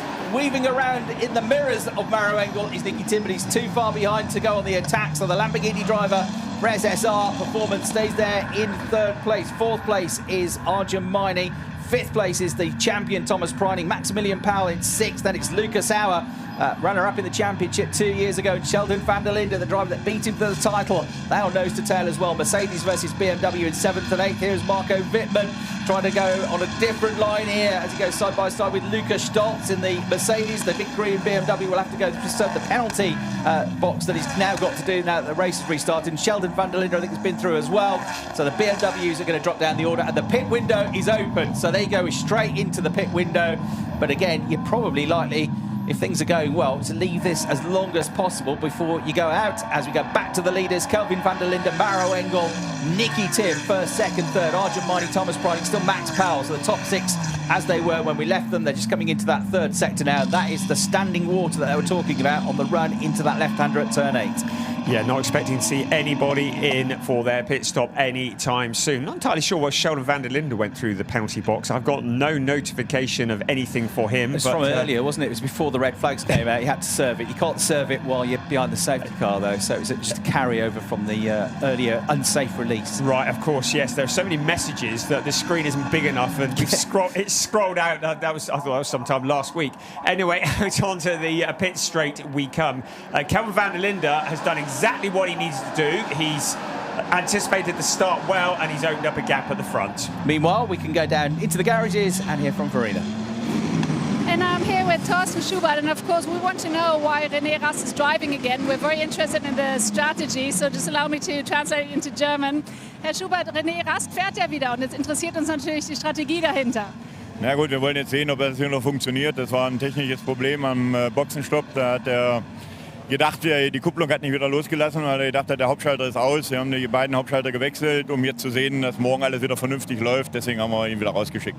Super, vielen herzlichen vielen Dank. So let me just translate that. So it's a very interesting strategy because they want to know they had a technical problem and now they did a bit of changes of alterations. They repaired it and now they want to send him back out there to see if for tomorrow the car works. So fantastic strategy. Let's cross our fingers and now back to you. Yep. Might as well use it as a test session. Absolutely good to hear from Torsten Schubert, who was distraught after Marco Wittmann's huge disappointment at their home circuit at Oschersleben for the Schubert Motorsport team. Been keeping an eye while we're hearing from Torsten on Christian Engelhardt and Lucas Auer. They've been having a proper ding-dong through turn 6 and 7. But for now, they can see the Mamba-liveried yellow and green Mercedes of Lucas Auer has been able to shake off that fantastic gold-liveried GRT car. That's Jack Aitken having a go at the inside of the McLaren. Adrian Gowen on team radio comes into the pits. Box, it says on the team radio. So he's trying something different. He's coming in earlier. I shouldn't think he's going to go to slick tyres, though, is he? Well, he certainly doesn't want to take my advice on that one. So he keeps to the speed limit. Everybody out there, you do wonder what the strategy is. He was down in 16th place. So it's a roll of the dice, whatever it is they're going to do. But the first of the drivers to blink into the pits he comes. It'll be very interesting to see what they do with that car. Looking at it, it does look like slicks to me. That was a replay of Jack Aitken bombing down the inside of the McLaren of Clement Schmidt. They've had a couple of moments, though, still in this race. Sheldon van der Linde, who dropped back, having served the run through the penalty box, then took advantage as they came back onto the banking, and he forced away past as well. So Clement Schmidt losing 2 places for the price of 1. Has Engine Goen gone with slicks or with wet tyres? You think slicks? I was looking out the window. My eyesight's not that good, but I couldn't see any treads on the tyres, and to bring him in that early, surely they haven't put slicks on it, have they? It certainly looked like it from a distance. It looks like he's got pretty good traction, doesn't it? So, yeah. One thing it does do is it gets you out of all of that spray. You can see where he's going now. He's in 16th place. He's got everybody else's spray. Right, let's have a look. Oh, no, there is treaded, isn't it? Okay, yeah. Tyres, box is a fair way from the pit lane. I was trying to peer out the window. I needed your binoculars for that, really, didn't I? But yes, the strategy then to get him out on some open track where he can put in some hot laps without the spray and the other cars around him, and hopefully when the pit sequence is over, he can find that he's made a bit of progress. Meanwhile, Kelvin van der Linde is trying to recreate the gap that he had before all the chaos ensued, and he's doing a pretty good job of it. 1.9 seconds clear of Maro Engel now. Maro is in turn edging away from Nicky Tim, who's looking for his first DTM podium. And here is a charging Ricardo Feller at the inside of Lucas Stolz, and that is to go into 9th place. So Ricardo Feller has already gained back 5 of the places that he'd lost. He was second before all of this happened. He briefly got the lead of the race, but was late going into the pits because they brought Kelvin van der Linde in instead. And he dropped to 14th place, but he's back up to 9th position now and having a really good run. He's in a rush here, Brian, because he wants to get his dinner. Yes. Yeah, you and me both. So they've clearly got a great setup on that Audi AB Sportsline. The car really dialed in well for these conditions. This is the view on board with Lucas Stolz. He's kind of well clear of the car in front. Well, there he was. And then Ricardo Feller comes sailing through. Christian Engelhardt quite a long way further up the road. And well, now he's going to be staring at the back of an Audi, isn't he? And he's going to get all the spray from that. So that's a fairly frustrating moment for him. At the front, Kelvin van der Linde leading by 1.932 from Maro Engel. Nicky Tim up into that 3rd place. So Nicky Tim, he's loving these conditions. Yeah, but he's just going into the pit lane. He just saw Lucas Auer charging around him. I think he'd had a moment just before that because he'd already dropped back. So he now comes into the pit lane. Nicky Tim coming in. This is going to put Arjun Maini up to 3rd, Thomas Preining up to 4th, Max Powell up to 5th place, and Lucas Auer is going to come up into the top 6 as well. So in now comes Nicky Tim. The car is weaving around a little bit. I wonder if he's had a problem because he had already slowed down. He'd already lost a couple of places. So has he picked up a puncture potentially? They're coming out with more Pirelli wet tyres. The Dane is about to come in. He's had 0 luck so far this season. He's had 2 retirements from 2 races. He's looking for his first points. Swap the tyres. He wasn't especially slow on the previous lap. Oh, not the tyre change again. That was a really sticky one, wasn't it, for SSR? So he pulls out. There was one deflated tyre there, I reckon. Back left, it looked like when they put it down on the floor, that looked like it had come away. So, yeah, well, that was from some contact or just running wide, but I think he picked up a puncture, which is why he suddenly bailed for the pits, having dropped a couple of positions They'll see him coming, that's for sure, with that livery. Bright yellow and bright orange wing mirrors on the trim as well. Nicky Tim goes back out. Just a bit sticky on the wheel gun there, wasn't it? Because it's even more difficult than it is anyway. This is a really tough job getting these tyre changes done. They can do it in less than 7 seconds at the very top of their game. So much pressure for the teams, and of course after Oschersleben, where both of the SSR cars had problems with pit stops, so there's an element of deja vu there, but they've managed to sort it and get him back out again. He did well coming into the pits when he did, because his previous lap had been pretty quick, and he just got into the pits clearly as it was deflating. Now Lucas Stoltz into the pits as well. Lots of strategy playing out here. Number 4 car, who was in 9th place, now into the pits, keeping to the speed limit. Again, probably trying to get him out on some open track. Yeah, so Luca comes in. HRT, their 2 drivers have been going really well this season, Lucas Stoltz and Arjun Maini. Looks like they're on for another good haul of points here. And Lucas Stoltz up there in the top 4 in the championship coming into this race. Kelvin van der Linde already pulling points back with the 3 points he scored in qualifying. That moved him up into the top 8 in the championship. Can he get 25 here for a race when it's all going well so far? There's a lot still to do in this race, and the teams are going to play their part as well. So Rears first, then France. Lucas Stoltz is sent back away. The top pit stop we've had so far this year, 6.62 seconds for Anjan Nguyen in race 1 at Oschersleben. 6.71 seconds for Lucas Auer at Oschersleben, and Thomas Preining with a 6.72 as well. So Manthey have been the best with their pit stop so far this year. That was after starting on their return to DTM in 2023 with a couple of very difficult pit stops. Get a replay now. The car up on jacks, working away, rears, then wheels spinning. Wheels spinning up on the jacks. That's going to create a problem, because spinning the wheels on the jacks, massive no-no.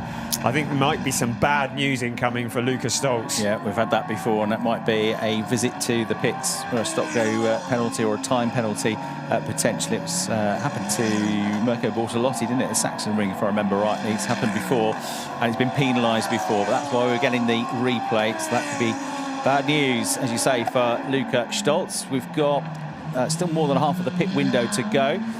Lucas Auer has been the next to dive into the pits by the looks of things, from 6th place. Kelvin van der Linde has almost doubled his lead now. 4.1 seconds clear of Maro Engel in 2nd place. Arjun Maini is 3.3 seconds behind Maro in 3rd, and he's 1.6 seconds clear of Thomas Preining in 4th. But Thomas Preining has got a dark blue stealth-like Lamborghini in his mirrors. Maximilian Powell, who is a beautiful driver in wet weather conditions, is there with him, and their confirmation is going to be a penalty lap for spinning the wheels on the air jacks for Lucas Stoltz. So he won't have to come into the pits, but he will get a run through the penalty box, which is less of a penalty, but will still cost him around about 5 seconds. Still plenty of time to go in this race. 23 minutes, team radio from Lucas Stoltz. 1 penalty lap for spinning wheels, 1 penalty lap for spinning wheels. We serve it straight away, please. Get the job done straight away. So straight in. So this should be him staying to the left now, reducing the speed and running through there painfully slow. We'll see that snail in a minute, won't he? And then released. We'll be going quicker than him in that bit. Loses 1 position by looks. No, 2. Yeah. Anjan Nguyen's got him as well. So Nicky Tim and Anjan Nguyen both get past Lucas Stoltz, and that will therefore demote him down to 18th place, last but 1 in the race. I'll tell you what, he didn't argue about it. He didn't say, oh, it's not fair. He just got on and did it. That's classic Lucas Stoltz, that is. I hate to be the bearer of bad news. I've just seen a big fork of lightning out of the window on the horizon. How long have we got? 22 minutes. Let's keep this going, shall we?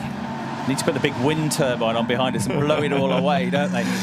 Right, so Thomas Preining emerges in 3rd place because Arjun Maini has gone for the pits. So one of our front runners comes in, Arjun Maini, for his mandatory pit stop now, and here he is, arriving right on cue. The HRT team are good at their pit stops normally.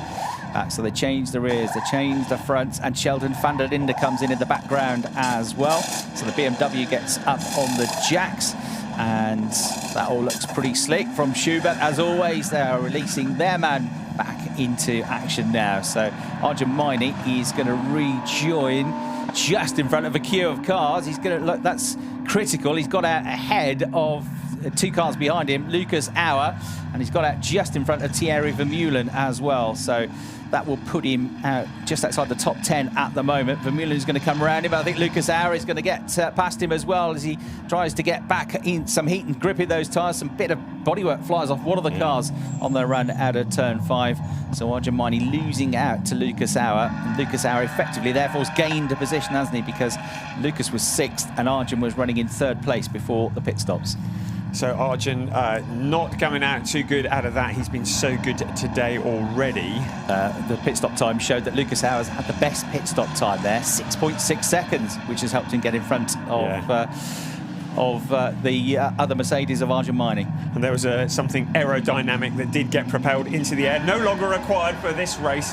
It's getting very dark around the place again. The black clouds are moving in. That's not Marco Wittmann, that's Max Powell.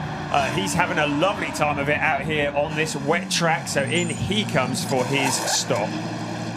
Yeah, and Powell Motorsport had an issue, remember, at Oschersleben. They didn't get the wheel nut on correctly.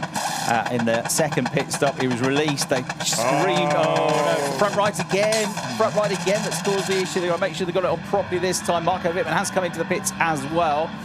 But that wasn't great, but it wasn't totally disastrous like last time. At 12.9 seconds, so you've lost effectively 6 seconds there to a lot of the quick pit stoppers.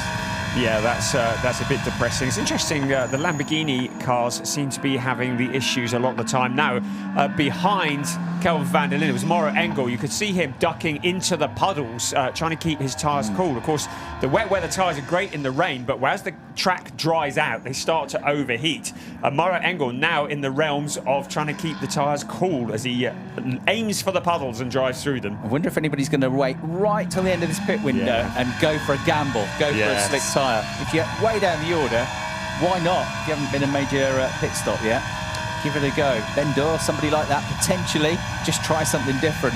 But you're absolutely right, there are dry patches, and look, going off the line to keep the tyres cool. If you're as old as me, you might remember the 1988 British Grand Prix at Silverstone. Nigel Mansell in a normally aspirated jet-engined car, taking on the turbo cars, and in the wet conditions on a drying track, got the thing somehow up into 2nd place. It was a car which was a real midfielder at the season, and the way he managed to do it was by doing exactly what we're seeing here. He kept the tyres cool on a drying track, and he just kept driving through all the puddles he could find to keep the tyres working, and he managed to get a car which really, at best, was a car that could finish just about in the top 10 in 2nd place on his home Grand Prix. So that's what you're going to see a lot of now. Oh, I'd say pit stop wheel nut in fast lane. So was the wheel nut dropped for Powell Motorsport there. Of course, not a new team, but they are a new team to DTM, a completely family-run team. And Max Powell, when they had the issue in the pit stop last time, said, look, we all make mistakes. We win as a team, we lose as a team. There is no blame here. But still, that's going to be frustrating for them if it's going to cause them another big issue.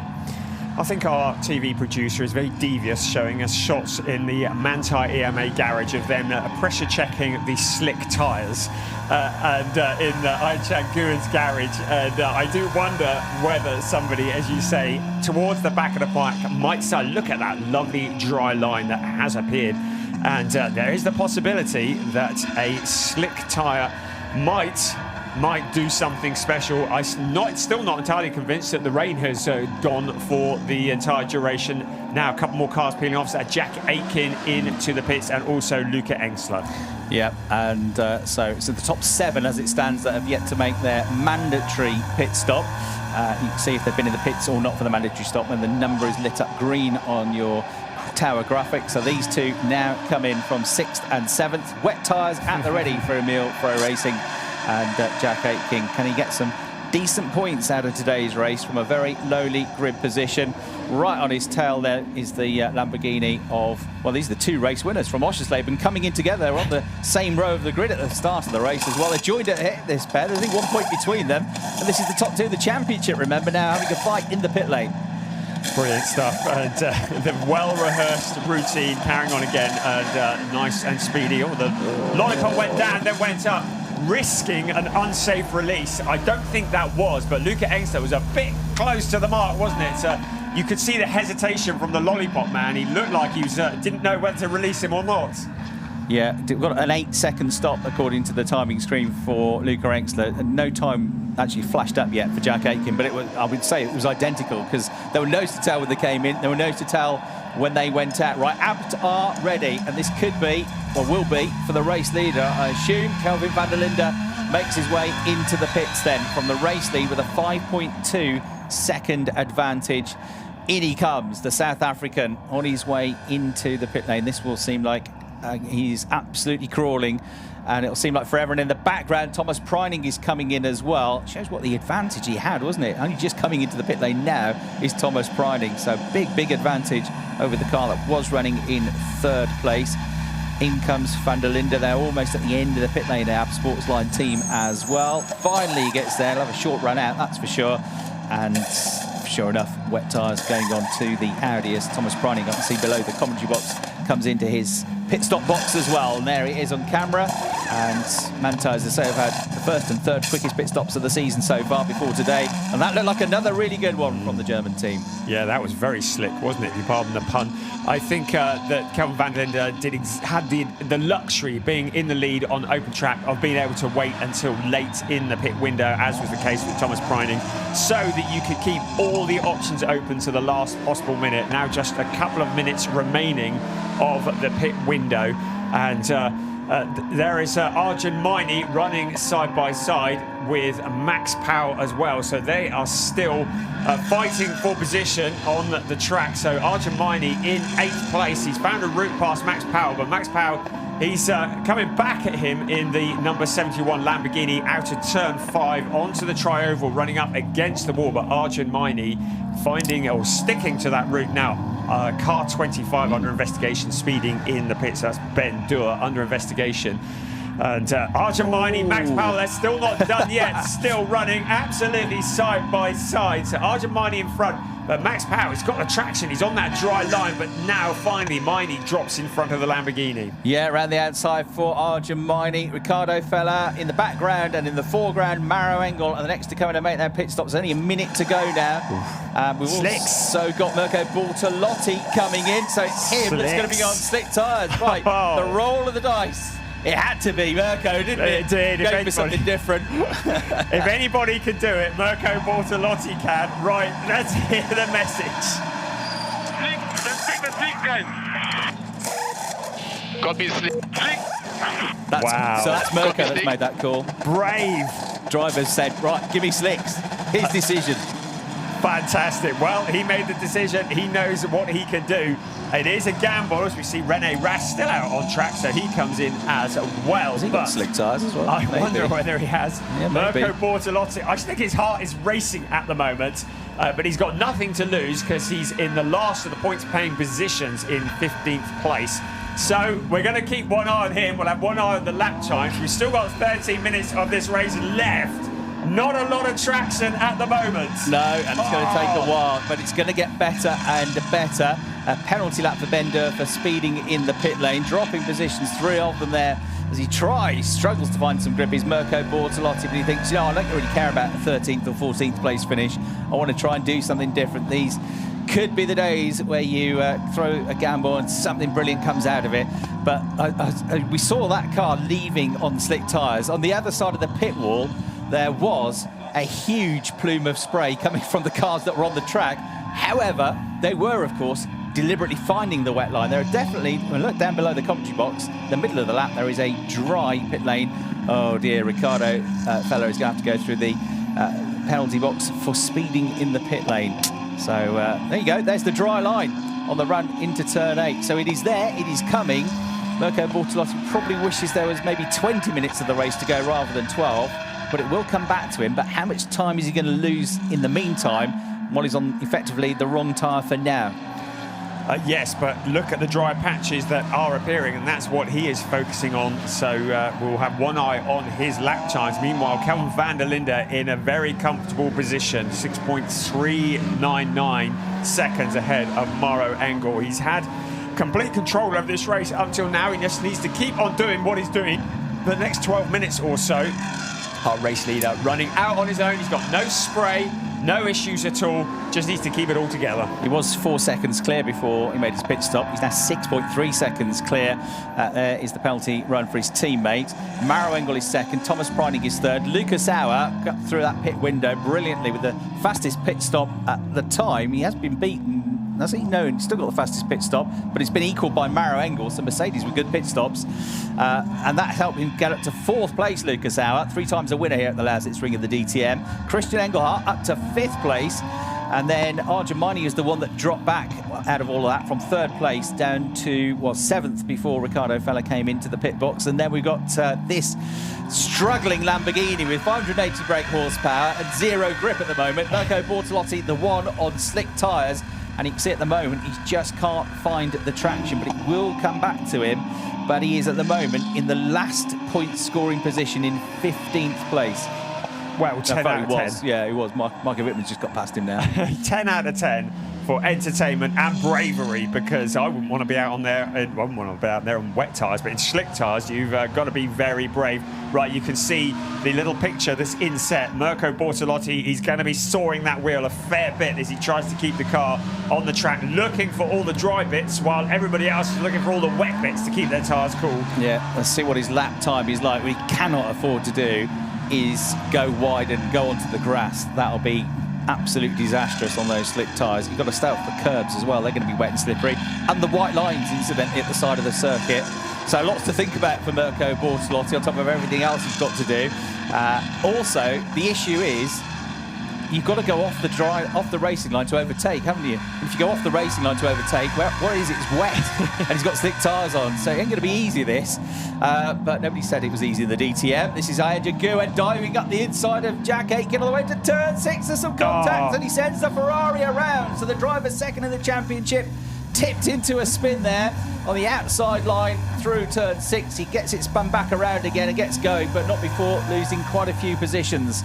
Incident immediately being investigated. That's flashed up on our message screen in the commentary box. Meanwhile, in the picture-in-picture on the left side of your screen, you can see Mirko Bortolotti is turning left and right just to try and stay in a straight line as we get a replay of this clip. And it was a fairly hefty clip, wasn't it, on the back left corner of the Ferrari.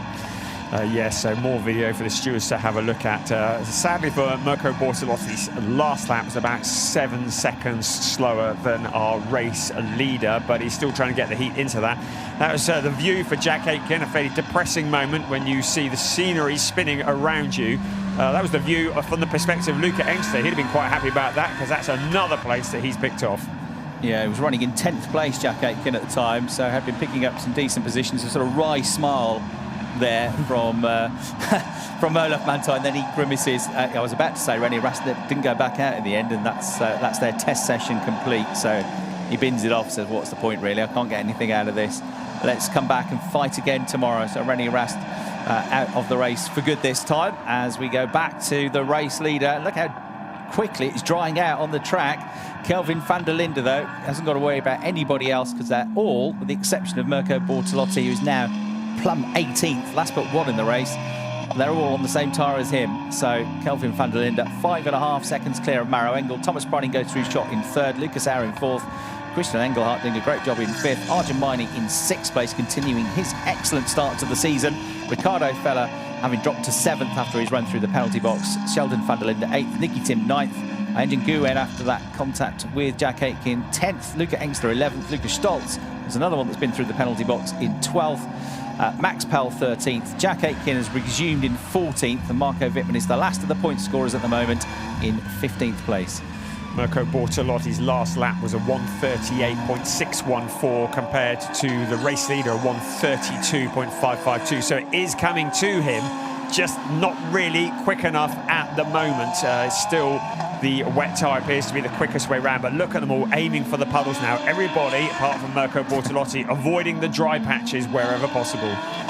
Yeah, it's definitely coming his way. He kind of needs another 10 minutes of the race, doesn't he? I think by the time we get to the last 1 or 2 minutes of the race, he's probably going to be flying compared to everybody else. But I just don't think it's going to be enough time for him to get the best out of those slicks, unfortunately. But, you know, worth a try. And he wasn't that high up the order anyway, was he? So you've got to try these things sometimes when you are already in a difficult position. Yeah, he's just investing for the future at the moment, trying something, and just seeing what he can do and giving it a shot. And hopefully at the end of the race for him, he will have a bit of grip and he can pick up some places.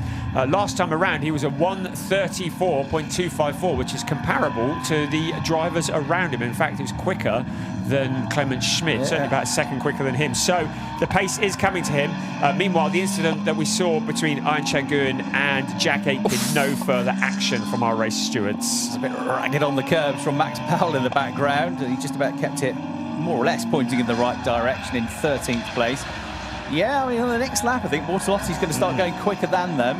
I mean, he ain't going to win the race, but he might scrape a point or two out of it if he can get into the top 15. That's possible. Not that far up the road.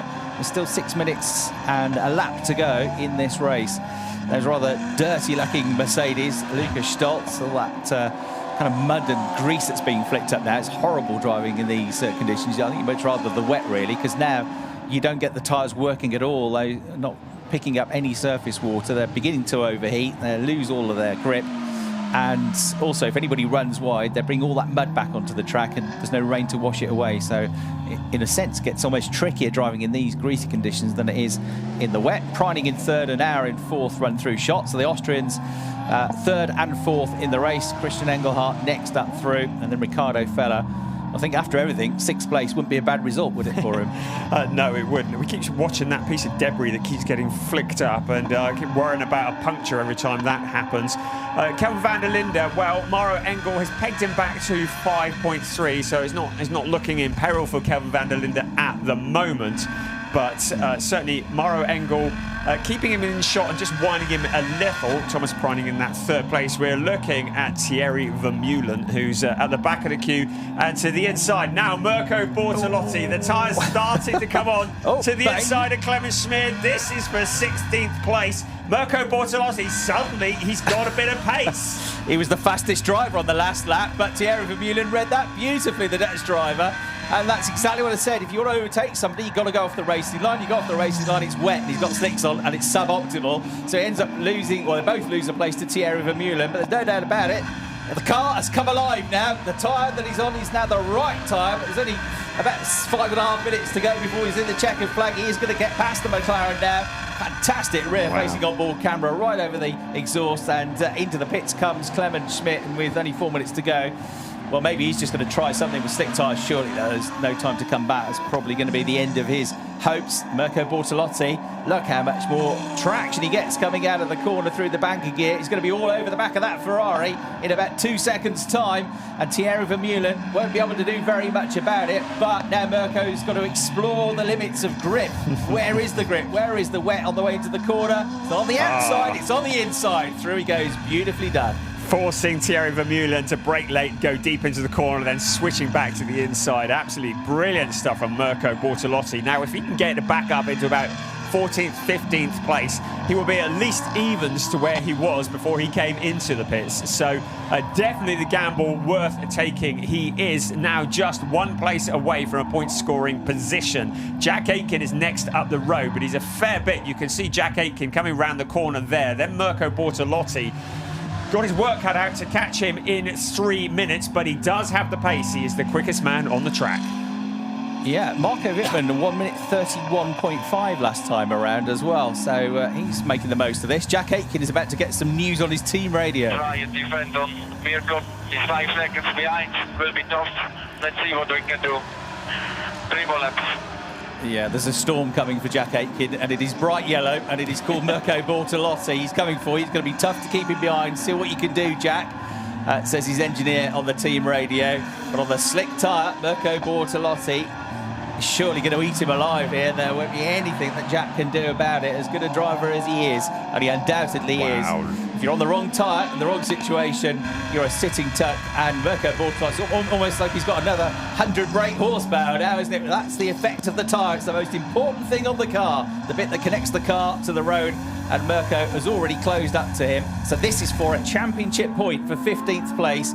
And he wants to dispatch of him as quickly as he can, because then he wants to see if he can get anybody else. Jack Aitken is going to make that Ferrari as wide as he possibly can. But it's surely the most difficult of causes here to keep Mirko Bortolotti behind him. Here comes the Lamborghini. He's got the inside line on the way into turn 6. Jack Aitken is daredevil on the brakes to try and fend him off. Stays on the outside line, tries to cut back then. He knows Mirko's going to run wide. Clever thinking from Jack Aitken, and he gets the place back on the way to the right-hander at turn 7. But ultimately, I think he's fighting a losing battle here, because on the slick tyre, Mirko eventually gets past him. I tell you what, Jack did make him work for that, didn't he? He really did, and that's the experience of Jack Aitken there. Good job. I know the tyres are completely different, but the rate that Bortolotti closed on Aitken was astonishing, and the rate he's leaving him behind. So next up the road for Mirko Bortolotti is Marco Wittmann. We're into the final minute plus 1 lap of this race, so time really is now running out for Mirko Bortolotti. It was a gamble worth taking. Max Powell gained a place on Luca Enxler on that lap as well, so back up into 12th place for Max Powell, looking for his first points of the season, the team's first point in the championship. Kelvin van der Linde is just controlling things at the head of the field, but he is being caught. Half a second quicker on that lap was Maro Engel. The gap's down to 4.4 seconds.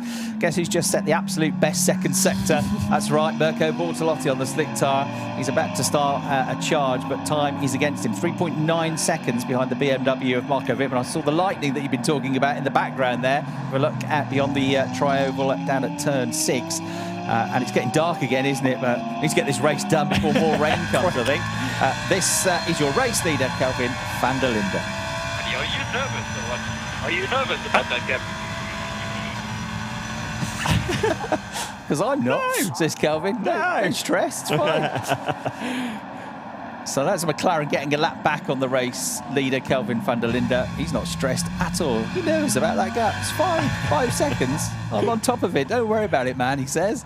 Well, clearly Maro Engel hasn't given up. Do you see how he hustled the car at turn 1 sideways? He's given it all he's got, hoping that Kelvin van der Linde will run wide in the closing lap of this race. But Kelvin van der Linde probably not the favourite to do that. The lightning continues to flash around us. We're about to get some more rain.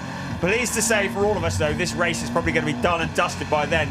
Riding on board with Sheldon van der Linde in 8th place. Up ahead of him, Arjun Maini is fighting hard. Nicky Tim is in there as well, looking now back at Arjun Maini from the perspective of Sheldon van der Linde. Up ahead of them, Christian Engelhardt. So he is in 6th place. 6th place, Christian Engelhardt. Then is Sheldon van der Linde. Then Arjun Maini. Then Nicky Tim after that pit stop. And to the inside, Sheldon van der Linde sees the gap on Christian Engelhardt, but time now running out. Yeah, Arjun Maini in 7th place behind these. So Ricardo Feller has got himself back up into the top 5. Just doing a quick points check. Maro Engel, I reckon, is going to be the championship leader at the end of this race with his second place finish so far this season, with 43 points by my maths, and moving to the championship lead. 35 points. Lucas Stoltz will be in 2nd place, and 34 points. Ricardo Feller will be 3rd. That's rough, quick maths, but that's what I think it'll be. It might be about to change for one of the positions, though. It will be, because Sheldon van der Linde forces his way past the Lamborghini of Christian Engelhardt. Arjun Maini follows suit, and Christian goes from 6th place down to 8th. So Arjun Maini now up into the top 6. So that's more useful points for somebody, remember, who is also going well in the championship. That gets him another point. He's going to be up in the top 5 in the championship on 32 points as it stands, Arjun Maini. A bit of an up-and-down race for him, but he keeps being there or thereabouts every single race so far this season, having his best start to a season, the Indian driver. We're into the final lap of the race. Kelvin van der Linde, 4.2 seconds ahead of Maro Engel. Thomas Preining in 3rd place. Ian Chinguan under pressure. Mirko Bortolotti up to 12th place. So the gamble certainly did pay off if he can bring it home. 11th place looking pretty likely now. Incredible pace from Mirko Bortolotti. Final lap though, so time running out to go any further forwards. I think Ian Chinguan's going to have nothing to defend with as he comes out of turn 5, back onto the tri-oval. Mirko Bortolotti just sailing through. Ian Chinguan back to the inside. But it's Mirko Bortolotti, but he has gone deep. Ian Chinguan, 2 cars bouncing off each other, but Bortolotti keeps it planted to the inside. Finally, he's through. Nobody wants to give way. Somebody has to, and it's Nguyen back. The checkered flag comes out. Kelvin van der Linde wins at the Lausitzring. Fantastic drive. Deserved victory. Maro Engel with his second place finish. And Thomas Preining will complete the top 3. Thanks to all of you, man. All of you did an amazing job. Thank you, man. That feels good. We can go to bed nicely tonight. Finally, we can go to bed. and just have sweet dreams. Sweet dreams. Well, if you told him yes, that at the start of the season, at Oschersleben, I mean, he'd taken it. Yes. What Look a at this, man. three What a abreast over the comeback. line I'm as so well. Nicky proud. Tim I'm having so a proud. proper old battle Thanks with to all Lucas the team. Stoltz and Thanks Christian to all for the hard Engelhardt. work after Oschersleben. This is the As comeback. Christian loses out See you at another the podium, man. place. Super happy. Fucking hell. And here is the steely blue gaze of Mirko Bortolotti, the one that was brave enough to go for the slicks. I tell you what, he'd have loved another 10 minutes of that race. He was absolutely flying on those slicks at the end. But having dropped to 18th, as we get Arjen Guyen with a right rear puncture right at the end of the race. He's just about got across the line, I think. So for the second race in succession, we have somebody with a last corner drama. It's Ricardo Feller in Oschersleben with an electrical problem. This time, it with a puncture is Arjen Guyen. He just about made it over the line and in 15th place for a championship point. I wonder if that contact that we saw earlier on, here we are, a little replay of it with Mirko Bortolotti, the two cars. The big contact, and I wonder whether either something's broken in the suspension or just debris cutting a tyre. But that may well be the reason for the car coming to a stop. Yeah, it looks likely, doesn't it? So, proper wild ride of a race, that for Arjen Guyen. Remember, he started on the second row of the grid, so he'll be absolutely distraught to have come out of that back in 15th place in that race. But one championship point. For Mirko Bortolotti, he knows better than anybody. 1 or 2 points in the championship can make a big difference at the end of the season. And 11th place, not quite what he wanted, but it was probably better than staying on the wets for him. Kelvin van der Linde, though, is the race winner, controlling the gap at the end. Maro Engel comes home in second. Thomas Priding on the podium, his first podium of the season. Lucas Auer in fourth. Ricardo Feller fifth.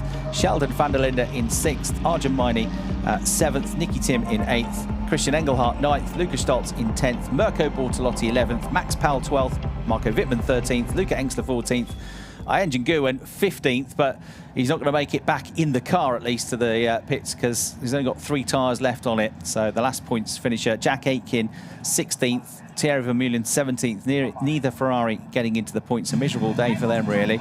But I'll hope for a better day tomorrow. Bender 18th, Clement Schmidt 19th, no points for the McLarens either, and their confirmation that race laps for Wells in Africa, raising over €8,100 in that race alone, as Kelvin van der Linde climbs out of the car, gives it a big tap on the roof and punches the air in victory. A well-deserved victory.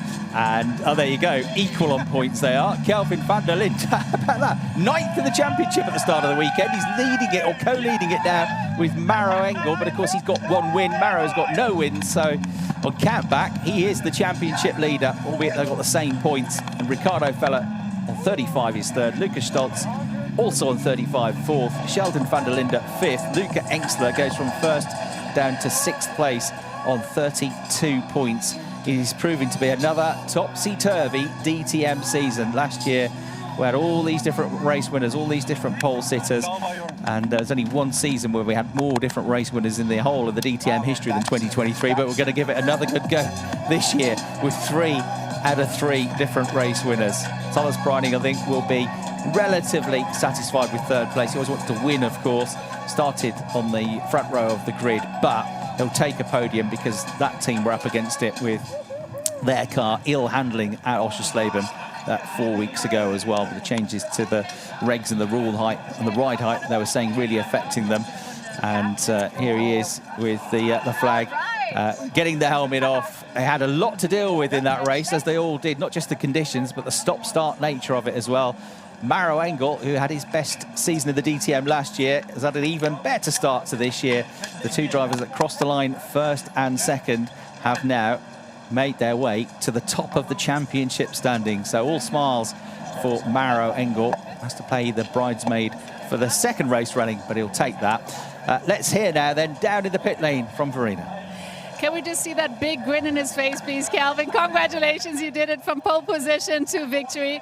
Congratulations. Last year in the season, it was pretty late at the Red Bull Ring that you won, and now it was very early in the season, so maybe that's a good omen.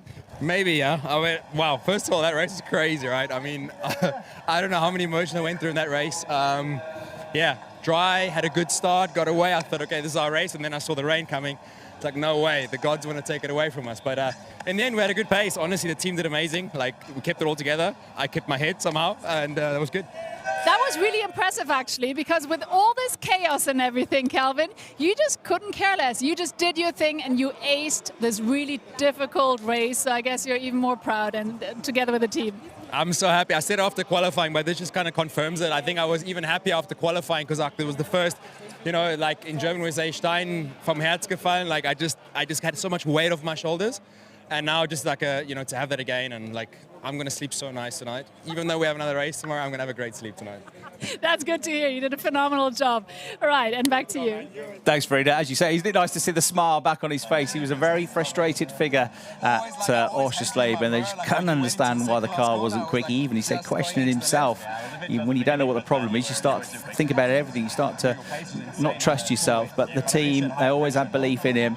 He is a fantastic driver. He's proved that over the years. And there are your effectively co-championship leaders, 43 points apiece. What a start to the season. So basically the way it works in 2024 is you win a race, it puts you to the top of the championship. Jack Aitken won race 1, ended the day as championship leader. Luca Engstler won race 2, ended the day as championship leader. And having started the weekend in 9th place in the championship, Kelvin van der Linde wins race 3 and he's the championship leader at the end of it. That's all we've got to do, win a race, lead the championship, simple as that. Kelvin van der Linde will be absolutely delighted with that. He never ever would have foreseen this, would he, a few weeks ago on a really tough weekend at Oschersleben. But here he is. He's going to make his way to the top step of the podium for the 6th time in his career. Before that, though, we get Thomas Preining getting his first podium in the defence of his championship, looking to become one of the few drivers able to successfully defend a championship title. It rarely gets done in the DTM. Only 3 drivers have ever defended their championship title: Bernd Schneider, Timo Scheider and René Rast. Second place for an excellent Maro Engel. He and the team have had a really top start to the season. And here he is, your round 3 winner, your championship leader in 2024, Kelvin van der Linde, for South Africa onto the top step of the DTM for the 6th time in his career, having only, of course, come into the DTM in 2021. And the winning team will be represented as well. Ad Sportsline having an absolutely fantastic day. Pole position and now a race win. So they are the winning team and will now get the South African national anthem.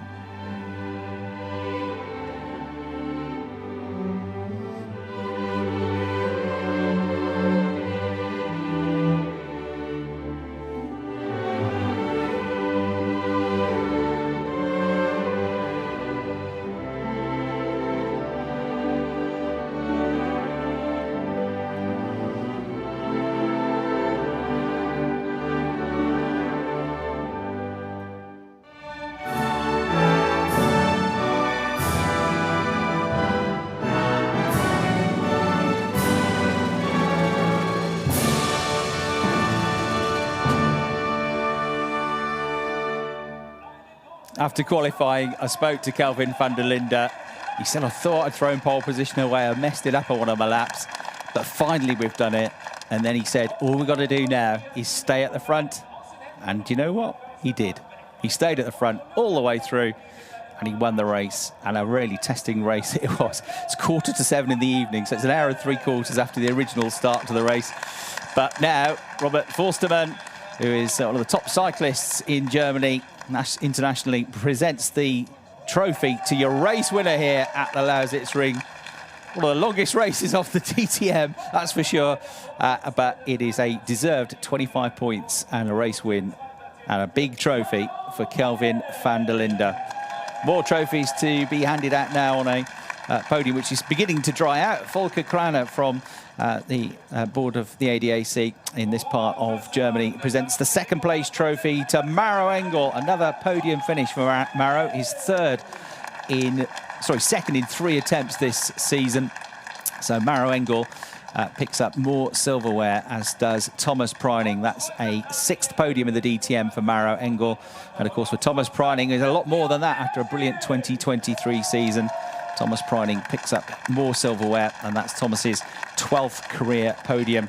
It's another victory at this circuit for the AB Sportsline team as well. They've had 6 wins around the Lausitzring now over the years, and of course that's the team that's been involved in DTM since the very beginning back in 2000. So the drivers all pose on the top step now, and one more race, one more chance to get wet, everybody, but this time it's with champagne. And everybody runs away, but most of them get covered anyway. And as always, it's the poor old team representative that gets absolutely drenched by the 3 drivers who are more used to dealing with champagne ceremonies than he. So a tough race, one of those races you're kind of glad to get through. It's one where it could all go very wrong very quickly. So there'll be drivers that were off the podium that will still be pretty satisfied with things. I think Riccardo Fella, even though he started 3rd, got up to 2nd, because he was 14th at one point, to 5th place for him. Not bad at all. Lucas Auer made good progress for 4th place as well. Sheldon van der Linde, I think, is going to be relatively happy with a 6th place finish also. So lots of positives in that race. Let's get some more reaction now, though, with Verena.